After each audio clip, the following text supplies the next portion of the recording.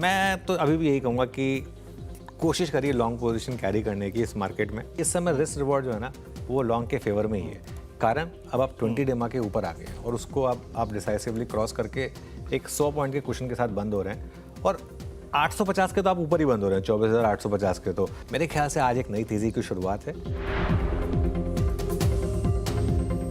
आज कल के मुकाबले क्लोज काफ़ी बेटर है क्योंकि 2:15 बजे से ऐसा लग रहा था कि आप कंप्लीटली कोलैप्स कर रहे हैं, लेकिन उसके बाद जिस तरीके से मार्केट ने वापस एक रैली दिखाई, हाँ हम 25,000 को नहीं क्रॉस कर पाए, लेकिन कल सुबह अगर होपफुली सब कुछ ठीक रहा, कोई बहुत ज़्यादा ग्लोबली डिस्टर्बेंस नहीं आई, तो मुझे लग रहा है कि फिर हम एक गैप के साथ 25,000 को क्रॉस करेंगे। बन चुका है मार्केट में एक बेस फॉर्मेशन और यहाँ से अब हम आगे बढ़ने के लिए तैयार हैं होपफुली। मुझे लग रहा है कि 24,900 के आसपास अगर गिफ्ट निफ्टी सही है और हम वहाँ खुलते हैं, 24,900 के आसपास अगर आप लें और 24,800 का एक स्टॉप लॉस लगाएं सिस्टम में 100 पॉइंट का, तो वो एक लॉजिकल ट्रेड होगी यहाँ से, क्योंकि यहाँ से एक डिसेंट रिस्क रिवॉर्ड आपको इंट्राडे में 1:1 का और पोजिशनली ऑलमोस्ट 3:1 या 4:1 का मिलेगा। स्टॉप लॉस लगा तो बैड लक, लेकिन ट्रेड यही है आज। बिल्कुल, ट्रेड यही थी आज की, जो हमने सुबह बात भी की थी कि अगर एक डिक्लाइन मिले 24,925 के आसपास तो वहाँ पर बाय करिए। 24,800 के स्टॉप के साथ आपको एक 1:1 का रिस्क रिवॉर्ड का ट्रेड मिलेगा और वहाँ से देखिए अब हम करीब 125 पॉइंट से ज़्यादा ऊपर हैं मार्केट में।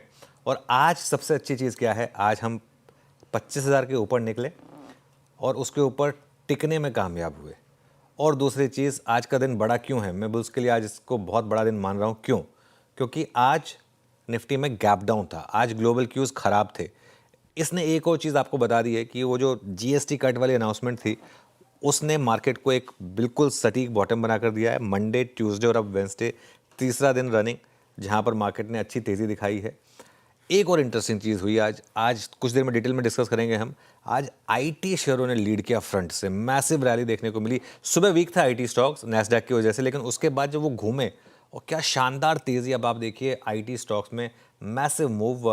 हालांकि बैंक निफ्टी अभी भी सुस्त है, लेकिन बैंक निफ्टी ऑब्वियसली उतना नहीं गिरा जितना आज आईटी में रैली हो गई, तो उस वजह से बैंक निफ्टी सिर्फ 1/4% निफ्टी बैंक डाउन है, जबकि 2% से ऊपर निफ्टी आईटी ऊपर है। मिड कैप शेयरों में भी शानदार तेज़ी है। तो कुल मिलाकर सभी चीज़ें मार्केट के लिए अच्छी हुई। एक ही बस थोड़ा सा झटका था मार्केट के लिए, हालांकि वो स्टॉक बहुत बड़ा नहीं है, लेकिन सेंटिमेंट के हिसाब से वेदांता पर जो डीमर्जर का जो लैंग्वेज जो निकल कर आई, वो आई थिंक थोड़ी सी डिसअपॉइंटिंग थी और उस वजह से ये स्टॉक जो है अभी भी डे लो पर, लेकिन ओवरऑल मार्केट में शानदार तेज़ी। वीरूश्रा, गुड आफ्टरनून। Good afternoon. बिल्कुल, मार्केट में शानदार तेजी और निफ्टी डेज हाई के पास नजर आएगा आपको 25,064 के लेवल पर। 25,000 के ऊपर टिकने में हम कामयाब। बैंक निफ्टी जैसा कि आप डिस्कस कर रहे थे, वहाँ परेशानी देखने को मिल रही है, लेकिन आईटी का साथ आज के सत्र में देखने को मिला है। अब कितना इंपॉर्टेंट कि हम 25,000 के ऊपर ही क्लोज दें, साथ ही अब कौन से लेवल्स होंगे जो हमें वॉच करना चाहिए? अब स्ट्रेंथ नज़र आ रही है निफ्टी, साथ ही बैंक निफ्टी से क्यों नहीं हो पा रहा पिछले कुछ सत्रों से, क्यों रिलेटिवली अंडर परफॉर्म कर रहे हैं, क्या लग रहा है? बिल्कुल, देखिए फर्स्ट थिंग्स फर्स्ट, एक चैनल पर अप्रोच ये हुई कि पोजिशनली अब इस मार्केट में लॉन्ग रहना है आपको, और एक स्टॉप लॉस के साथ शुरुआत में वो स्टॉप लॉस 24,750 का था, फिर 24,850 का आया और अब 24,900 950 भी हो सकता है। आज का लो जो है 24,930, अब वो आपके लिए नया स्टॉप लॉस है। क्यों?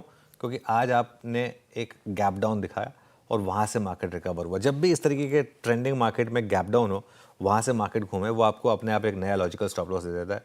और आज मार्केट ने बहुत फर्मली हायर हाई और हायर लो बनाया है। आज का लो कल के लो से कहीं बेहतर, आज का हाई कल के हाई से कहीं बेहतर। और अब वो जो 20 डेमा है 24,800 का लेवल, अब आप उसके डिसाइसिवली ऊपर हैं, अब आप उसके 1% ऊपर आ गए। 25,070 मतलब 250-270 पॉइंट का क्वेश्चन हो गया है। तो अब मार्केट के लिए ये एक बहुत बड़ा पॉजिटिव ट्रिगर है। देखिए, कई बार मार्केट्स ना आपको सेंस दे देता है, जैसे वो पिछले हफ्ते आपको याद होगा, तब तक तो खैर वो इंडिपेंडेंस डे वाला मामला आया नहीं था, लेकिन जब वो 6 हफ्ते की रेड कैंडल पलट कर मार्केट ने ग्रीन कैंडल बनाई, वहीं शायद मार्केट को कुछ इंडिकेशन मिल गया था। उसके बाद मंडे से तो खैर हमने पलट कर नहीं देखा है। 25,050 वो लेवल है श्रेया, मैं 25,000 भी नहीं, थोड़ा उसको बढ़ा रहा हूँ, 25,050 के ऊपर बंद हुए। वैसे जिस तरीके की मार्केट है ना, मुझे तो हैरानी नहीं होगी अगर कल आप इवन 25 150 25 200 को भी टेस्ट कर रहे होगे तो निफ्टी पर जो आपकी अगली रेजिस्टेंस है 25,150 से लेकर 25,200 निफ्टी पर, तो अप्रोच वही रहेगी कि आप अपनी लॉन्ग पोजीशंस में बने रहें और 24,950 तक की किसी भी गिरावट में आप बाइंग करें और एक क्लोजिंग बेसिस पर 24,925 का एक स्ट्रिक्ट स्टॉप लॉस रखें। इंटरडे में इसको चाहें तो भले ही थोड़ा सा और नीचे ले आएँ, बट ये मेरे ख्याल से एक अप्रोच काम करेगी। बैंक निफ्टी क्यों नहीं चल रहा है, देखिए इसका कोई कारण नहीं है और ना ही इसका कोई आंसर है। जरूरी नहीं है कि आपके हर सवाल का जवाब मिले। फ्रैंकली मार्केट चल रहा है, at the end of the day that what matters. इस समय बैंक निफ्टी नहीं चल रहा है, लेकिन आईटी चल रहा है, एफएमसीजी चल रहा है, ऑटो चल रहा है, कोई ना कोई इंडेक्स चल रहा है। तो बैंक निफ्टी में कोई ट्रेड नहीं है। हाँ, एक सपोर्ट है आपका 55,500 पर और एक रेजिस्टेंस है आपका करीब करीब 56,000 पर। Veeru good afternoon. Veeru, stock specific action कैसा रहा आज? अनुज गुड आफ्टरनून। श्रेया ने इस प्रकार की लैंग्वेज का इस्तेमाल करा ना, मुझे लगा निफ्टी बैंक डर गया। ये निफ्टी बैंक से क्यों नहीं हो पा रहा है ना? ये निफ्टी बैंक से क्यों नहीं हो पा रहा है अपने आप में? श्रेया, आपने यकीन मानिए, मतलब अच्छा, निफ्टी बैंक हुआ क्या है अब? इसके चलते निफ्टी बैंक ने 20 डे को रीगेन कर लिया। मतलब पॉइंट में जो कहना चाह रहा था कि आज का लो 10 था, अब निफ्टी बैंक ने 764 पे अभी अभी जो लेवल सरेंडर कर दिया था 764, that is 20 day exponential moving average. तो मैं इसीलिए पहला स्टॉक रखना चाहूँगा बैंकों से, और वो रखूँगा दैट्स आईसीआईसीआई बैंक। स्क्रीन पे रखिएगा ICICI bank heading towards day high, दिन के सर्वोच्च तौर पे आके ट्रेड करता हुआ, और 1432 से किसी सिंगल स्टॉक फ्यूचर का अगर मैं बैंकिंग में इस वक्त एक रिवर्सल देख रहा हूँ तो दैट्स आईसीआईसीआई बैंक।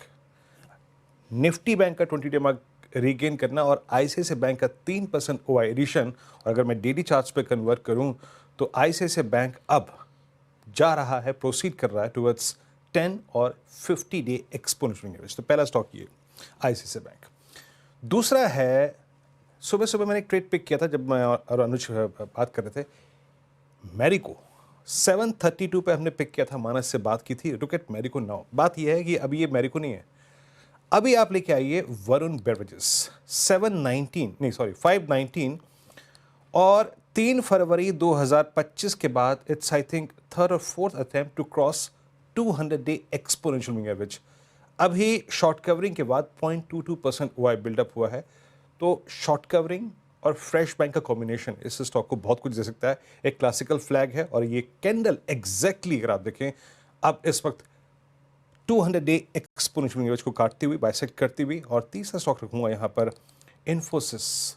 देखिए शॉर्ट कवरिंग का पहला सिग्नल नहीं, कल फ्रेश बैंक पहले किसी स्टॉक में थी तो वो थी टेक महिंद्रा में। सुबह मैं पल्स में जिक्र भी कर रहा था कि इंटरेस्टिंग था, टेक महिंद्रा अपने साथ लॉन्ग लेके गया, बट इन्फोसिस आज पहली बार 16 जुलाई के बाद 20 डिमा के ऊपर ट्रेड करता हुआ। तो मेरे निगाहों में इस वक्त 3 stocks, Infosys I think further proceed कर सकता है अपनी स्ट्रेंथ की तरफ, एक वरुण बेवरेजेस और एक आईसीआईसीआई बैंक का।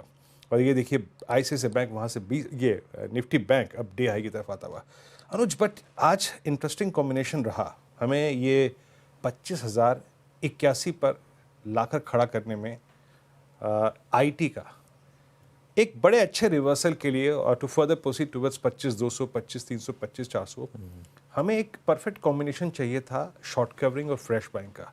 आपको लगता है वो एटलीस्ट एक अंश तो हमें मिल गया? अच्छी जिस प्रकार से निफ्टी आईटी में शॉर्ट कवरिंग आ रही है, सबसे बड़े शॉर्ट यहीं पे खड़े हुए हैं। बिल्कुल वीरू, और निफ्टी आईटी देखिए आप इतना एक्सट्रीमली ओवरसोल्ड था कि और 3 दिन से 4 दिन से हमने इस इंडेक्स की आई थिंक बात भी नहीं की थी कि ये इंडेक्स भी कुछ कर सकता है। इसको तो सब भूल ही गए थे। इनफैक्ट आई थिंक अगर आप इवन वीकली चार्ट पर देखेंगे निफ्टी आईटी को तो 200 वीक मूविंग एवरेज पर थे हम मोर और लेस, जहाँ से आज ये बाउंस आपको देखने को मिला है। अभी भी एक्सट्रीमली ओवरसोल्ड है, लेकिन एक चीज़ मैं बता दूं आपको, निफ्टी आईटी में कोई ट्रिगर नहीं है बड़ी रैली का। यहाँ से भी ट्रिगर बड़े हमारे डोमेस्टिक इकोनॉमी वाले स्टॉक्स के लिए ही हैं। हाँ, एक ट्रिगर हो सकता है कि अब अगली मीटिंग में फेड की तरफ से रेट कट आएगा। इसलिए नहीं कि वो पावल साहब डर गए हैं डोनाल्ड ट्रंप की स्टेटमेंट से, इसलिए कि वैसे भी वो रेट कट ड्यू था। इस वाली जो मीटिंग है उसमें सारी इकोनॉमिस्ट वैसे ही मान के चल रहे थे कि रेट कट आएगा। तो ये रेट कट की होप वाली रैली भी हो सकती है, प्लस ये भी हो सकता है कि 3-4 दिन से किसी का ध्यान ही नहीं गया था आईटी पर, इसलिए भी एक रैली आ गई यहाँ पर। और वैल्यूएशन कंफर्ट भी था आईटी में, इस वजह से रैली आ गई। लेकिन ये बात बिल्कुल सही कही आपने, मार्केट को कहीं ना कहीं से एक सपोर्ट चाहिए था वो आज आईटी की तरफ से मिल गया। अब बस थोड़ा सा सपोर्ट बैंक निफ्टी से और मिल जाए। वैसे ऑलरेडी बैंक निफ्टी भी उस तरफ बढ़ रहा है और अब 25,075 पर आ गए हम निफ्टी पर। बैंक निफ्टी भी ग्रीन में आने की तैयारी कर रहा है वीरू। तो क्लियरली मार्केट में अब थोड़ा सा मोमेंटम बन रहा है और लेट्स होप देखिए यहाँ अगर बंद हो गए ना तो शॉर्ट थोड़ा अनकंफर्टेबल होगा, थोड़ा सा स्किटिश होगा। वो जो अभी भी 1,70,000 के जो स्किटिश शॉर्ट्स बने हुए जो हम मंडे को एक्सपेक्ट कर रहे थे कि 1.5 लाख के नीचे आ जाए, शायद वो नंबर हो सकता है, होपफुली फिंगर्स क्रॉस्ड। अगर आज यहाँ पर बंद हो गए तो वो लेवल आज आपको शायद देखने को मिल जाए। पर श्रेया, अब आगे बढ़ते हैं कार्यक्रम में जी। लेकिन उससे पहले मिड कैप्स पर मेरा सवाल ये है, हालांकि आईटी पे मैं चर्चा करना चाह रही थी, वीरेंद्र जी ने सवाल पिक किया। मिड कैप में देखें आप, पिछले कुछ सत्रों से अच्छी बाइंग है, आज के सत्र में भी काफ़ी सपोर्ट आता हुआ नज़र आ रहा है। ओला इलेक्ट्रिक, फिनिक्स जैसे स्टॉक्स में तेज़ी, तो यहाँ पे स्टॉक स्पेसिफिक मूव रहेगा आगे चलकर भी, क्या अप्रोच रहनी चाहिए? मिड कैप हमारी मार्केट में पिछले 3 साल से आउट परफॉर्म कर रहे हैं और मेरा ये मानना है कि अगले 3 साल भी आउट परफॉर्म करेंगे मिड कैप्स। डोमेस्टिक लिक्विडिटी इस मार्केट में बहुत शानदार है। मिड कैप के अंडर परफॉर्मेंस के फेज तब आते हैं जब लोग मार्केट से डर जाते हैं, जब लोगों को लगता है कि लार्ज कैप इंडेक्स ही अंडर परफॉर्म कर रहा है। ऐसा जब होता है तो उसमें आप अपने हाथ मिड कैप से भी थोड़ा पीछे खींच लेते हैं। जब आपको एक हल्की सी सेंस हो जाए ना कि मार्केट तेज़ी का है, आप किसी से भी फ़ोन करेंगे, मार्केट में ग्रुप्स वगैरह होते हैं, उनसे बात करेंगे, अरे स्टॉक बताओ यार, स्टॉक क्या लेना है। वो क्यों? क्योंकि अब आपको एक इंडेक्स का रिस्क जो है ना वो खत्म हो रहा है। अब आपको एटलीस्ट ये रिस्क नहीं है कि यहाँ से इंडेक्स 1000 पॉइंट नीचे गिर जाएगा। ऐसे में फिर मिड कैप्स आउट परफॉर्म करते हैं और वैसे ही मिड कैप्स को काफ़ी आप देखें तो जो डोमेस्टिक लिक्विडिटी है वो चेज भी कर रही है। मुझे तो हैरानी नहीं होगी अगर निफ्टी से पहले मिड कैप इंडेक्स अगर ऑल टाइम हाई लगा दे तो, जबकि निफ्टी से ज़्यादा करेक्ट हुआ था मिड कैप इंडेक्स। लेकिन ये हर बार का ट्रेंड है मार्केट का। मैं तो सबसे अच्छा एग्जांपल बताता हूँ इसका, आप और कुछ मत करिए, आप एक टॉप ट्रेडेड स्टॉक्स की लिस्ट बनाइए। अगर उसमें टॉप 10 में से 7 भी अगर ग्रीन में है और आज तो 9 ग्रीन में है उसमें से, तो वो आपको मार्केट के टेक्सचर के बारे में बता देगा। जैसे आपने बोला ओला इलेक्ट्रिक, अब क्या हुआ ओला इलेक्ट्रिक में? आज 15% ऊपर भाग गया। आज मैं ऐसे ही हम लंच पे चर्चा कर रहे थे कि क्यों भाग गया ओला इलेक्ट्रिक 15%, कोई रीज़न है क्या 15% भागने का? किसी ने कहा बार्गेन बाइंग। जब ये आंसर मिले ना आपको बार्गेन बाइंग, उसका मतलब ये होता है कि क्योंकि आप रैली को जस्टिफाई नहीं कर पाते तो आप कुछ भी एक रीज़न बता देते, इसके लिए कि बार्गेन बाइंग हो रही है। ये मतलब क्या, ऐसा क्या 45 पे बार्गेन आ गई यहाँ पे जो 60 पे बार्गेन नहीं था स्टॉक में। लेकिन जो भी है, अब आज यहाँ पर रैली है। ऐसे कई स्टॉक्स दिख जाएंगे आज आपको बीटन डाउन, बिल्कुल बीटन टू द पल्प, जहाँ पर अच्छी रैली हो रही है। एक और एग्जांपल देता हूँ आपको, इजी ट्रिप, क्या बुरा हाल हुआ था स्टॉक का, आपको याद होगा। आज 7% ऊपर है। तो ठीक है, ये सब part and parcel of the game है। ठीक है, चलिए अब शो में आगे बढ़ते हैं और ट्रेंडिंग स्टॉक्स की बात करते हैं। शुरुआत तेजी के ट्रेंडिंग स्टॉक्स के साथ होगी क्योंकि मार्केट निफ्टी आप देखें डे हाइस के आसपास कारोबार करता हुआ नजर आएगा आपकी स्क्रीन पर। जाहिर तौर पर आईटी स्पेस से आपको स्टॉक दिखेंगे। इन्फोसिस 3.5% ये स्टॉक दौड़ रहा है आज के सेशन में। एफएमसीजी पैक में बाइंग है।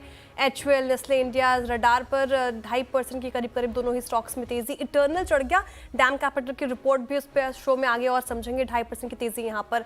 साथ ही एफएमसीजी स्पेस से देखिए ब्रिटानिया, मैरिको, कोलगेट शानदार रैली के साथ कर रहा है कारोबार। 3.5% से ज़्यादा कोलगेट, मैरिको में 3% और ब्रिटानिया में देखिए लगभग 4% की तेजी। इंडियन होटल्स और पूरे होटल स्पेस में भी अच्छी तेजी, 4.5% से ज़्यादा की उछाल के साथ इंडियन होटल्स कारोबार करता हुआ नजर आएगा। लेकिन अच्छे मूड माहौल में भी कहाँ डेंट पड़ा, एनबीएफसीज, बजाज फाइनेंस टूटा 1.5% से ज़्यादा, बीईएल टूट गया 1.5%, टाटा मोटर्स लगातार पिछले 2 सत्रों से अच्छी खरीदारी आज मुनाफा वसूली का शिकार हुआ 1.5%। श्रीराम फाइनेंस में भी आज थोड़ी गिरावट हमें देखने को मिल रही है 1.5% के करीब। इसके अलावा ऑरबिंदो फार्मा टूटा एक्विजिशंस की खबर के बाद, और समझेंगे इसको अच्छी तरीके से आज के सेशन में। क्यों टूटा 4%। मुथूट फाइनेंस 2.5% गोता लगा गया। वेदांता डीमर्जर पे एक बड़ा क्वेश्चन मार्क और 2% की गिरावट। भारत फोर्ज 1.5% के करीब गिरकर कर रहा है कारोबार।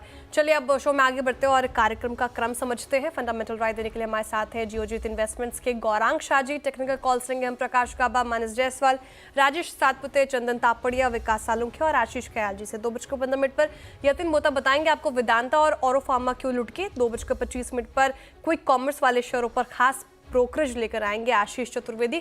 2:30 बजे सुदर्शन कुमार बताएंगे आपको ओला इलेक्ट्रिक में आज दौड़ क्यों है। साथ ही 2:45 पर विनी मोतीवाला बताएंगे आपको ऑनलाइन गेमिंग से जुड़े शेयरों में गिरावट क्यों है। 2:50 पर बिग मार्केट वॉइस में हमारे साथ होंगे एडलवाइस एसेट मैनेजमेंट की CIO इक्विटीज त्रिदीप भट्टाचार्य जी। 3:05 पर डीलिंग रूम चेक। 3:10 पर अनुजिस्टिकल के लिए स्ट्रैटेजी। 3:15 पर BTST STBT कॉल्स। ओके, चलिए पैनल तैयार है हमारा और ट्रेड्स की शुरुआत करते हैं। आप सभी को गुड आफ्टरनून।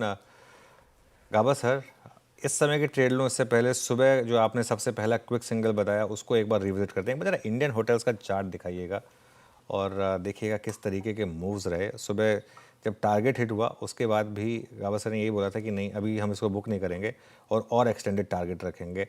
शानदार मूव यहाँ पर आज सुबह चैनल पर पिक हुआ, पहला क्विक सिंगल था ये। गाबा सर, पहले तो इस पर एक अपडेट हो जाए, फिर आपकी इस समय की ट्रेड। बिल्कुल, इससे जो आज मूव मिला है बहुत ही बढ़िया अप मूव मिला है। अब इतना बड़ा अप मूव जिस दिन मिले और हायर टाइम फ्रेम पे ब्रेकआउट मिले तो इसमें और भी मूव बाकी है। अब ट्रेड करें 808 पर इंडियन होटल। मेरे ख्याल से मेरा जो विजन है अराउंड 850 के आसपास है, 840, 850, 855 जोन्स। मेरे ख्याल से वहां तक जाना चाहिए। अगर उस समय का ट्रेड लेने का है, 850 तक का ट्रेड लेना है, तो मेरे ख्याल से स्टॉप थोड़ा डीप होना चाहिए 780 और एक्सपेंशन कॉन्ट्रैक्शन होने दीजिए। ऑप्शन पे नहीं लेना है, फ्यूचर पे नहीं लेना है, डिलीवरी में लेना है। इसमें अच्छा मुनाफा अब भी मिल सकता है। टारगेट 850 के करीब है मेरा इंडियन होटल। अभी का ट्रेड गाबा सर, अभी का ट्रेड, इस वक्त का ट्रेड। अभी का ट्रेड मुझे लगता है कि ब्रिटानिया पर ध्यान देना चाहिए ऑन द लॉन्ग साइड। बहुत बढ़िया आपको मिला है। 5700 के आसपास ट्रेड कर रहा है। स्टॉप लगाना चाहिए 5625 पर, ज्यादा नहीं। इसका नियर टर्म टारगेट है 5850। स्पिल ओवर ट्रेड बन सकता है, लेकिन यस 5850 पॉसिबल है। ब्रिटानिया 5700 पे। गजब का अगर आप देखें आज कॉम्बिनेशन है शॉर्ट कवरिंग का फ्रेश बैंक का एफएमसीजी में, और ब्रिटानिया इस वक्त के 5702 पे कॉल। मानस, गुड आफ्टरनून, आपका ट्रेड। गुड आफ्टरनून वीरेन जी। तो देखिए, लोधा पे खरीदारी करने की राय रहेगी। लोधा ने हाई टॉप्स हायर बॉटम्स का कंफर्मेशन दे दिया है, 20 to 200 मूविंग एवरेज को रीगेन कर लिया है। आज थोड़े बेहतर वॉल्यूम भी देखने को मिले हैं। आई थिंक लोधा तैयार है एक फ्रेश मूव के लिए। तो लोधा में करंट लेवल्स पे खरीदारी करेंगे। 1300 रुपए के भाव चल रहे हैं। 1274 1274 के स्टॉप लॉस से खरीदारी करेंगे। 1350 तक के टारगेट्स पॉसिबल है लोधा में। ये कैश लेवल्स है। चाहे तो 1300 वाला कॉल ऑप्शन ले ले। 23 रुपए 24 रुपए के आसपास ट्रेड हो रहा है। इसमें आपको 12 रुपए का स्टॉप लॉस लगाना है और 50 रुपए के टारगेट सेट करने हैं। ओके, लोधा खरीदारी कर रहा है मानस जी की तरफ से। डे हाई पर लोधा कारोबार करता हुआ नजर आएगा। पूरे रियल्टी स्पेस में आज तेजी 1.5% की करीब करीब इंडेक्स उछलता हुआ। राजेश सातपुते जी, गुड आफ्टरनून। आप क्या पिक कर रहे हैं? Very good afternoon Shreya, good afternoon everyone. Shreya देखिए, मेरी नजर आईटी स्टॉक्स पे है। आईटी स्टॉक्स मुझे बेहतरीन लग रहे हैं। अगर एक काउंटर चुनना है then that will be Mphasis. Mphasis का चार्ट देखिए, एक clean price and volume breakout है और इसका टारगेट जो दिखता है वो है करीबन 2880 से लेके 2900 का। So at a level of 2800 base it's a buy. हमारा स्टॉप लॉस 2800 के नीचे होगा 10 पॉइंट। सो हमारा स्टॉप लॉस होगा 2790 का।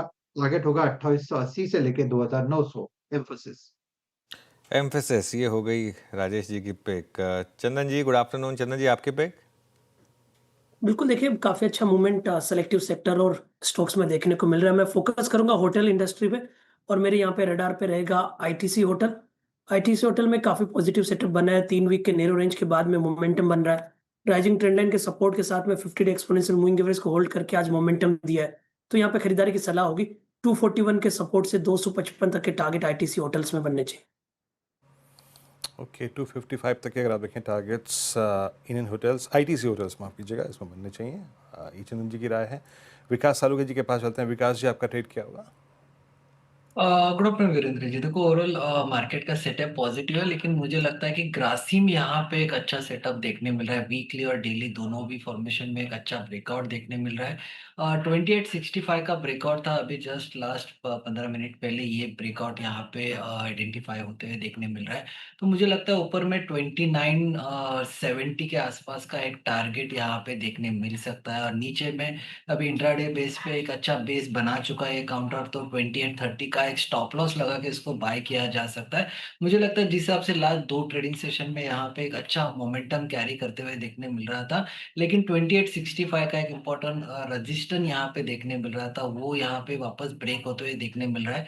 तो 2970 के टारगेट के लिए, ऊपर के टारगेट के लिए इसको बाय बाय किया जा सकता है 2830 के स्टॉप लॉस।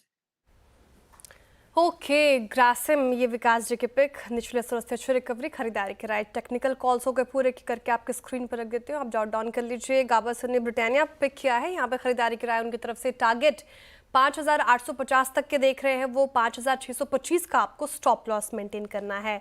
और पूरे एफएमसीजी स्पेस में आप देखें तो अच्छी रैली आज के सेशन में। मानस जी ने लोधा को पिक किया, अच्छा मूव यहाँ पर भी कह रहे हैं कि यहाँ पे खरीदारी कीजिए। 1350 तक के टारगेट है, 1274 का आपको स्टॉप लॉस लगाना है। 1300 वाला कॉल ऑप्शन भी आप ले सकते हैं, उसके भी टारगेट और स्टॉप लॉस आपके स्क्रीन पर होंगे। इस वक्त 50 का टारगेट, स्टॉप लॉस 12 का मेंटेन करना है। राजेश जी ने कहा आईटी मूव दे रहा है आज एम्फेसिस, इसलिए उनको पसंद आ रहा है। और 2900 तक के टारगेट देख रहे हैं, वो 2790 का आपको स्ट्रिक्ट स्टॉप लॉस मेंटेन करना है। आईटीसी होटल चंदन जी ने पिक किया, पूरे होटल स्पेस में अच्छी बाइंग, तो यहाँ पे खरीदारी की राय उनकी तरफ से 255 तक के टारगेट एक्सपेक्टेड है, 241 का आपको स्टॉप लॉस मेंटेन करना है। और विकास जी ने अभी ग्रासिम चुना है, यहाँ पे खरीदारी की राय उनकी तरफ से टारगेट 2970 के 2830 का आपको स्टॉप लॉस मेंटेन करना है।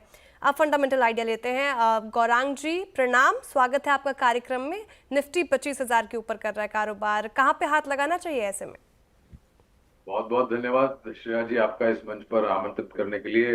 आपको और सभी महानुभाव को सादर प्रणाम हमारे तरफ से और शुभ दिन। तो एक छोटा सा डिस्क्लोजर दे देते हैं कि जो भी निवेश लायक रणनीति आपके समक्ष आज दोपहर इस कार्यक्रम में रखेंगे, ये हमारी रिसर्च टीम की तरफ से राय है। इसमें हमारी कंपनी जियोजित अथवा मेरा कोई निजी निवेश नहीं है, ना ही किसी प्रकार का वित्तीय लाभ हमें मिलता है और ना ही किसी प्रकार का कॉन्फ्लिक्ट ऑफ इंटरेस्ट। लेकिन इस स्तर पर राय हमारे क्लाइंट्स को देते हैं, हो सकता है उनका निवेश हो। और मेरे ख्याल से हमने 2 दिन पहले या 3 दिन पहले ये जो जियो ने बेस प्लान जो है उसमें परिवर्तन किया, उसका नतीजा ये निकला कि आज भारतीय एयरटेल भी चर्चा में है। इन्होंने भी अपने बेस प्लान में परिवर्तन किया है और हमने पहले भी राय दी थी भारतीय एयरटेल में निवेश करने के लिए। और जहां तक का नतीजों का सवाल है, आरपोज मेरे ख्याल से धीरे धीरे करके 300 की तरफ जाएंगे, ऐसा मुझे पूर्ण रूप से लग रहा है जिस तरीके से परिवर्तन हो रहा है। तो भारतीय एयरटेल पर बुनियादी तर्क के आधार पर खरीदारी की राय है। अनुमानित लक्ष्यांक जो है वो करीबन 2300 के आसपास का रखा है। ओके, चलिए, तो ये इस समय भारतीय एयरटेल पर एक व्यू। गौरांग जी गुड आफ्टरनून। ओला क्यों भागा आज 15%? मैं ताज्जुब हूँ। मैंने कल ही एक रिपोर्ट पढ़ा था, किसी व्यक्ति ने अपने ओला स्कूटर को आग लगा दी थी क्योंकि 8 महीने से बंदा इंतजार कर रहा था बैटरी रिप्लेसमेंट को लेकर के। और अनुज भाई देखिए, ये जिस प्रकार की बातें सुनने में आई हैं, चाहे वो ओला स्कूटर्स की बिक्री के आंकड़े को लेकर के और रजिस्ट्रेशन नंबर्स, या फिर मैनेजमेंट की तरफ से जो बयान आए हैं और जो खबरों में मैनेजमेंट के लिए खबरें छपी हैं, मैं बिल्कुल मैं मुझे तो ये लगता है कि अगर किसी को मौका मिलता है तो यहाँ पर मौके खरीदारी के नहीं ढूंढना चाहिए। मेरे हिसाब से इससे बेहतर एस्टैब्लिश्ड प्लेयर्स है जहां पर आपको नजर रखनी चाहिए।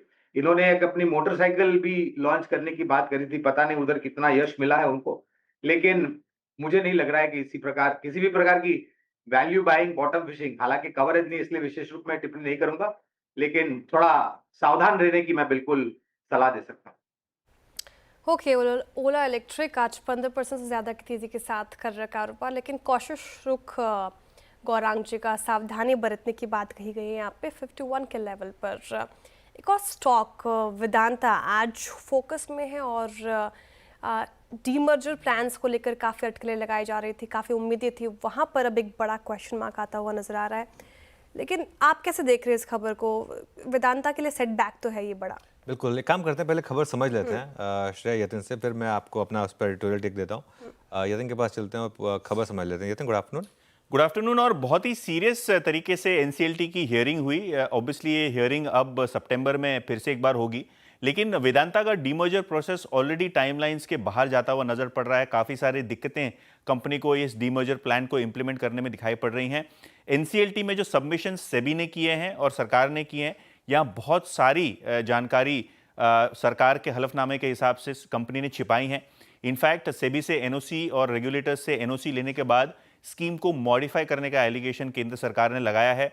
इसके अलावा केंद्र सरकार को ये भी लगता है कि अगर ये डीमर्जर हो गया तो कहीं ना कहीं जो केंद्र को बहुत सारी कंटिंजेंट लायबिलिटीज़ और पैसे कंपनी से वसूलने हैं वो इररिकवरेबल हो जाएंगे। तो कहीं ना कहीं सरकार को लगता है कि ये जो डीमर्जर है इस प्रोसेस को अपोज करना चाहिए और उन्होंने यही किया है आज एनसीएलटी में। इनफैक्ट गवर्नमेंट ने इन्फ्लेटेड रेवेन्यूज़, कंसील्ड लायबिलिटीज़ की भी बात आपको एनसीएलटी के हलफनामे में करती हुई दिखाई पड़ रही है। इसके अलावा इनको लगता है कि जो मास्टर सर्कुलर है सेबी का, इसका भी ब्रीच जो है स्कीम की इंप्लीमेंटेशन में वेदांता ने किया है। और कहीं ना कहीं सरकार को ये लगता है कि ये डीमर्जर प्रोसेस इमीडिएट इफेक्ट के साथ रोकना चाहिए। कोई भी प्रकार की आगे इस मामले में सुनवाई जो है सरकार की तरफ से होनी चाहिए और उसके बाद ही एनसीएलटी बेंच अपना जो है खुलासा करे इस स्कीम के इम्प्लीमेंटेशन पे। तो क्लियरली अपोजिशन के बाद जो केंद्र सरकार से आया है, शेयर में लगभग 2-2.5% की आप मंदी देख रहे हैं। बिल्कुल शुक्रिया यतिन। तो शायद जो सवाल आपने पूछा था कि आज जब सुबह वो पहले सुप्रीम कोर्ट का वो मामला आया तो उसी में क्लियर हो गया था कि ये शायद डीमर्जर को शायद एक अप्रूवल आज नहीं मिलेगा। वो एक सेंस बन रही थी। जिस तरीके की लैंग्वेज है, ये सिर्फ एक डिले नहीं है, ये ऐसा नहीं है कि 3 महीने के लिए डिले हो गया। मुझे लग रहा है कि ये एक रीज़नेबल अमाउंट के लिए एक बहुत बड़ी अनसर्टेनिटी आ गई है अब यहाँ पर। जो लैंग्वेज आज यूज़ की गई है और इन्फ्लेटेड रेवेन्यूज़ और बाकी कुछ, आपके याद होगा अभी एक रिसर्च रिपोर्ट भी आई थी वाइसरॉय की, वो भी यही बात कर रहे थे मोर और लेस। तो in that sense it will be very important. मेरे ख्याल से ये स्टॉक और ज़्यादा गिरता है अगर वो डिविडेंड वाला कल बोर्ड मीटिंग नहीं होती। तो उससे पहले आई थिंक बहुत लोग ये देखना चाहते हैं कि कितना डिविडेंड आएगा। लेकिन अगर आप इस स्टॉक को डीमर्जर के लिए ले रहे थे कि आप एक वेरियस इस तरीके के बिजनेसेस होल्ड करेंगे, उसको अब आप भूल जाइए कुछ समय के लिए। मुझे नहीं लगता कि ये मामला बहुत जल्दी सुलटने वाला है, इसमें अभी टाइम लगेगा। हाँ, अगर आप इसको डिविडेंड के लिए, प्योर डिविडेंड प्ले के लिए अप्रोच कर रहे हैं, और अगर आप देखें तो पिछले 2-3 साल में कंपनी ने शानदार डिविडेंड दिए, अगर उस हिसाब से आप स्टॉक को रख रहे हैं तो कल मेरे ख्याल से एक बार आप देखेंगे कि क्या डिविडेंड आ रहा है, उसके बाद शायद एक इस पर मूव लेंगे। गौरांग जी, क्या भी होगा आपका वेदांता पर? देखिए मनोज भाई, रिसर्च टीम की तरफ से तो खरीदारी की राय है वेदांता पर, लेकिन जिस तरीके के आरोप लगे हैं और खास करके सरकार के तरफ से जो बयानबाजी हुई है, इसको देखते हुए मेरे ख्याल से एक नकारात्मक सा रुझान आपको आने वाले 1-2 दिन में देखने मिल सकता है। और ये जो डिमर्जी की बातें थी अनुज भाई, अगर मुझे याद है तो पिछले साल से ये चल रही है, तो इतना लंबा खींचने की क्या आवश्यकता थी मैनेजमेंट को, ये थोड़ा समझना भी होगा। लेकिन जो आरोप लगे हैं और जो नियमों का उल्लंघन किया गया है, वो बहुत ही चिंताजनक बात है। मगर क्योंकि कवरेज है, इसलिए राय तो होगी बने रहने की, या फिर अगर निचला स्तर आते तो खरीदारी करने की, अगर आपके पास जोखिम झेलने की क्षमता है। लेकिन स्पष्टीकरण आना अनिवार्य होगा। चलिए, तो वेदांता पेशु 442 पे ट्रेड करता हुआ टुवर्ड्स डे लो। अच्छा, निफ्टी आईटी को ले आइए। इस बीच निफ्टी आईटी अब फिर डे हाई पर 2.5% हो गया अब ये पूरा का पूरा मूव 35,622। इसका मतलब ये है कि निफ्टी आईटी आज पहली बार क्लोज होगा 11 जुलाई के बाद, लगभग 1.25 महीने के बाद 20 डे एक्सपोनेंशियल मूविंग एवरेज के ऊपर। एक लाइए स्टॉक में इसी थीम को मैंने 20 डेमा का जिक्र जानबूझ के किया। मिड कैप आईटी में लाइए परसिस्टेंट में। पिछले 10 मिनट से इसके ऑप्शंस, उसके फ्यूचर्स को ट्रैक कर रहा हूँ। 7372 माइनस एग्जैक्टली 20 डेमा को काटने के बाद, रेंज काटने के बाद अच्छा मूव जनरेट कर रहा है। 5460 पर बड़े एवरेजेस अलाइंड हैं। क्या यहाँ पे 100-125 रुपये का स्विंग पॉसिबल लग रहा है आपको परसिस्टेंट में? क्योंकि एक चैनल जो थी वो पिछले 1-1.5 घंटे की वो कटने को तैयार है। मैं इसीलिए आपके पास आया। आपका व्यू इस स्टेट पे 5371 स्क्रीन पे प्राइस है। तो देखिए, पिछले हफ्ते का पैटर्न भी पॉजिटिव था। एक रिवर्सल कैंडल बना था, तो पैटर्न को देख के लग रहा था कि शायद 200 डे मूविंग एवरेज जो कि 5450 है, स्टॉक उसको टेस्ट कर सकता है। लेकिन आज के ब्रेकआउट के बाद कॉन्फिडेंस बढ़ा है। मेरा समझना है जो नेक्स्ट टारगेट होगा वो 5550 का होगा, 5550 का होगा। एक ट्रेड लेना होगा तो लॉन्ग साइड पे यहाँ पर एक ट्रेड लिया जा सकता है। स्टॉप लॉस आपको 5300 के नीचे लगा के रखना है। ओके, परसिस्टेंट सिस्टम 5300 के नीचे का स्टॉप लॉस मेंटेन करें और ख़रीदारी की राय फिलहाल यहाँ पर। ये बात हो गई आईटी स्पेस और पर्टिकुलरली परसिस्टेंट सिस्टम्स की। आप फार्मा की बात कर लीजिए। फार्मा भी देखिए, आप आज आधा फीसदी के करीब पूरा इंडेक्स आपको गिरकर कारोबार करता हुआ नजर आएगा। स्पेशली अगर ऑरबिंदो फार्मा की बात करें तो यहाँ पे 4% से ज़्यादा की गिरावट देखने को मिल रही है आज के सेशन में। लेकिन सवाल ये कि आखिर गिर क्यों रहा है ऑरबिंदो फार्मा, क्या खबर है, डिटेल में समझते हैं यतिन जी से। यतिन जी बताइए। तो गुड आफ्टरनून श्रेया। सबसे बड़ा एक्विजिशन इंडियन फार्मा की अगर हम बात करें हिस्ट्री से लेके अभी तक का हो सकता है। औरोबिंदो फार्मा ईटी के न्यूज़ रिपोर्ट्स के हिसाब से जीरो डाउन कर रहा है जेंटिवा के एक्विजिशन के लिए। यूरोप बेस्ड ये कंपनी है जो एडवेंट यहाँ एक बड़ा शेयर होल्डर है और एडवेंट को अपना स्टेक मोनेटाइज करना है और फ्रंट रनर माना जा रहा है औरोबिंदो फार्मा को। कुल मिला के 40 से 50 हजार करोड़ रुपए के बीच ये एक्विजिशन की साइज बताई जा रही है, जो ईटी के रिपोर्ट के हिसाब से डेट और इंटरनल अक्रूवल्स के जरिए औरोबिंदो लुकआउट कर रहा है इसको एक्वायर करने के लिए। अगर हम बात करें तो ये जैसे कि मैंने पहले कहा लार्जेस्ट एवर एक्विजिशन होगा इंडियन फार्मा की हिस्ट्री में। अगर ये सक्सेसफुल हो जाता है तो कहीं ना कहीं आज स्टॉक नर्वस है, और नर्वस इसीलिए है क्योंकि 40 से 50 हजार करोड़ रुपए कुछ औरोबिंदो के बैलेंस शीट पे नहीं है। उनको ब्रिज लोन लेना पड़ेगा, डेट लेनी पड़ेगी और इक्विटी डाइल्यूट करनी पड़ेगी, तब जाके ये एक्विजिशन कंप्लीट हो सकता है। और कहीं ना कहीं इससे डेट और इंटरेस्ट कॉस्ट दोनों ही बढ़ने के आपको संकेत मिल रहे हैं, जिसके कारण स्टॉक आज प्रेशर में है। ऑब्वियसली अगर हम बात करें तो कंपनी ने सफाई ये दी है कि वो डील नॉर्मली एक्सप्लोर करते हैं। बोर्ड ने किसी भी तरह का फाइनल डिसीजन इस एक्विजिशन को लेके नहीं लिया है। और अगर हम जो एनएससी का फार्मा इंडेक्स देखें तो औरोबिंदो फार्मा इस महीने का सबसे वर्स्ट परफॉर्मिंग टॉप 3 और बॉटम डाउन अगर हम इस तरीके से पुटअप करें तो स्टॉक है करीब करीब 10% ये स्टॉक नीचे है इसी महीने में। तो कहीं ना कहीं स्टॉक पे प्रेशर देखने को मिल रहा है। देखते हैं किस तरीके से ज़ेंटिवा का एक्विजिशन आगे जाके शेप अप होता है। ऑलराइट, शुक्रिया यतिन। तो ये इस समय औरोबिंदो फार्मा पर एक डिटेल्ड व्यू। मीनवाइल नज़ारा टेक लेकर आइए एक बार जरा। नज़ारा टेक अब करीब करीब 12%, इंटरडे में अभी जो हिट आया उसमें ऑलमोस्ट 14-15% ये स्टॉक डाउन हो गया था, लेकिन अब देखिए ये स्टॉक करीब करीब 11% नीचे इस समय ट्रेड कर रहा है। चलिए औरोबिंदो की बात हो रही थी। चंदन, औरोबिंदो पर आपका क्या हाउस व्यू है? कोई व्यू है क्या औरोबिंदो फार्मा पर? बिल्कुल, देखिए ओरो फार्मा की आप बात करें तो सिलेक्टिव फार्मा काउंटर्स में हल्का सा डिक्लाइन है। हालांकि वैसे तो ओवरऑल व्यू पॉजिटिव है, बट करेक्टिव मूव देखने को मिल रहा है। और मैं टेक्निकली बात करूं तो की मूविंग एवरेजेस के नीचे ये कामकाज कर रहा है। 2-3 दिन पहले रिकवरी हुई थी, बट 1112 के लेवल को होल्ड नहीं कर पाया, वापस करेक्टिव मूव हुआ। तो एज ऑफ नाउ तो स्ट्रक्चर वीक है और कहीं ना कहीं रेंज बाउंड है। अच्छी बात यह है कि 1010 का सपोर्ट है, वो सपोर्ट जब तक होल्ड करता है वापस रिकवरी के चांस है। बट यदि वो तोड़ा तो आई थिंक फिर यहाँ पे 3 डिजिट के नीचे एक नया प्रेशर बनेगा। तो एज ऑफ नाउ किसी के पास भी पोजीशन है 1010 के मेजर सपोर्ट को ध्यान में रखना चाहिए। ओके, चलिए नज़ारा की बात हो रही थी तो नज़ारा पर भी समझ लेते हैं कि आज 11% की गिरावट क्यों आई। विनी से समझ लेते हैं।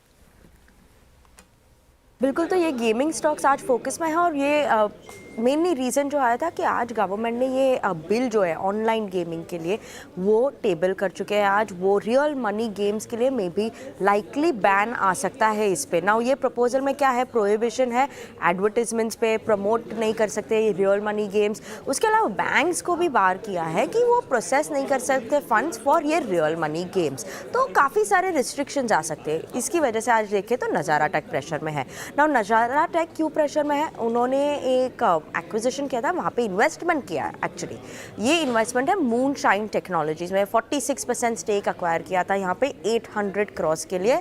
ये इक्विटी स्टेक था और उसके अलावा अराउंड 200 ऑड करोड़ का और जो है सीसीपीज है जो है convertibles into equity in the next 2 to 3 years। Now ये करंटली उनकी रेवेन्यू और इबिटा फ्रंट पे नहीं आता है, अकाउंट नहीं होता है। Q1 FY26 में वे मूनशाइन टेक्नोलॉजी जो है पोकरबाजी कंपनी का ये सेगमेंट ये इंक्लूड नहीं है उनके रेवेन्यूज़ में। पर इम्पैक्ट और पॉसिबिलिटी क्या हो सकती है कि ये जो 800 करोड़ की इन्वेस्टमेंट है, अब अगर ये बिजनेस में कुछ रुकावट आ गई तो ये 800 करोड़ का इन्वेस्टमेंट उसका आगे जाते हुए क्या है, प्लान्स क्या है, मे बी ये राइट ऑफ हो सकता है। ये रिस्क ऑफ राइट ऑफ जो है पॉसिबिलिटी, उसकी वजह से आज स्टॉक प्रेशर में है। और ये पोकरबाजी बिजनेस देखे तो काफ़ी अच्छी ग्रोथ भी हो रही थी, ये बिजनेस की स्ट्रॉन्ग ग्रोथ थी इवन Q1 FY26 में, तो मोर देन 50% ग्रोथ है, फास्ट पेस ग्रोथ है।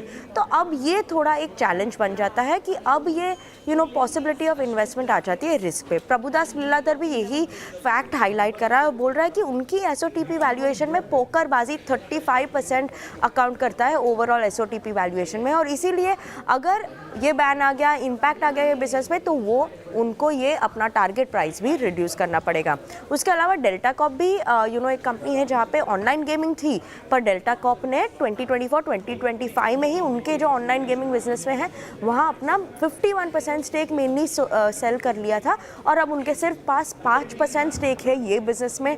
तो इसके वजह से उनमें कुछ प्रेशर नहीं है ज़्यादा और फॉल से रिकवर हो चुका है डेल्टा कॉप, पर नज़ारा टेक अभी भी प्रेशर है। ओके, शुक्रिया विनी। तो ये इस समय क्लियरली नज़ारा टेक आज का एक्सीडेंट ऑफ द डे। और अब करीब करीब 12-13% नीचे ये स्टॉक ट्रेड करता हुआ दिखाई देगा। टॉप कैश कॉल का समय हुआ। हमारे साथ गाबा सर, विकास सालुंके और चंदन तापड़िया मौजूद हैं। गाबा सर, बताइए आपका ट्रेड। मुझे पसंद है इस वक्त, वो है बिकाजी। अब ट्रेड करें 800 के करीब। साइकोलॉजिकली यहाँ पर रेजिस्टेंस है, लेकिन यहाँ से एक आपको मिलना चाहिए। स्टॉप होगा 790 का, सिर्फ 10 रुपए। Near term target 820। उसके बाद हायर जोन भी देख सकते हैं बिकाजी में। मोमेंटम है बिकाजी। गाबा जी लव्स बिकाजी, है ना? विकास जी, आपका ट्रेड?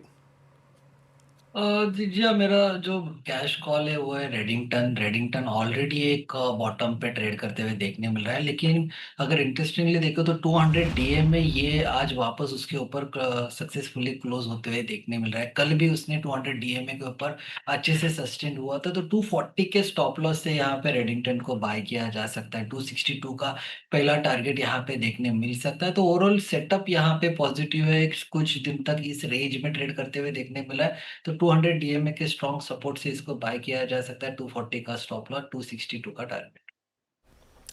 रेडिंगटन ये पसंद है विकास जी को। निचले स्तरों से अच्छी रिकवरी, डेज हाइक पे कारोबार करता हुआ नजर आएगा। चंदन जी, आप बताइए, आपने क्या पिक किया है टॉप कैश कॉल के लिए?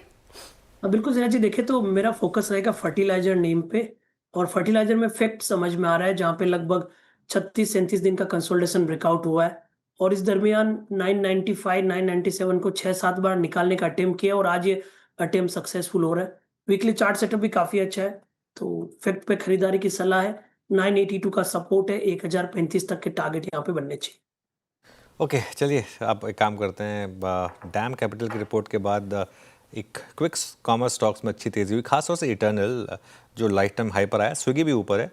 आशीष से जान लेते हैं क्या कह रहे हैं Dam Capital. Ashish, good afternoon. Good afternoon sir. दोनों स्टॉक्स आप देखिए डैम कैपिटल को काफ़ी पसंद आ रहे हैं और इसी के चलते इनके जो टारगेट प्राइस हैं इस भाव से तकरीबन 20 से लेकर 22% की अपसाइड आपको दिखा रहे हैं।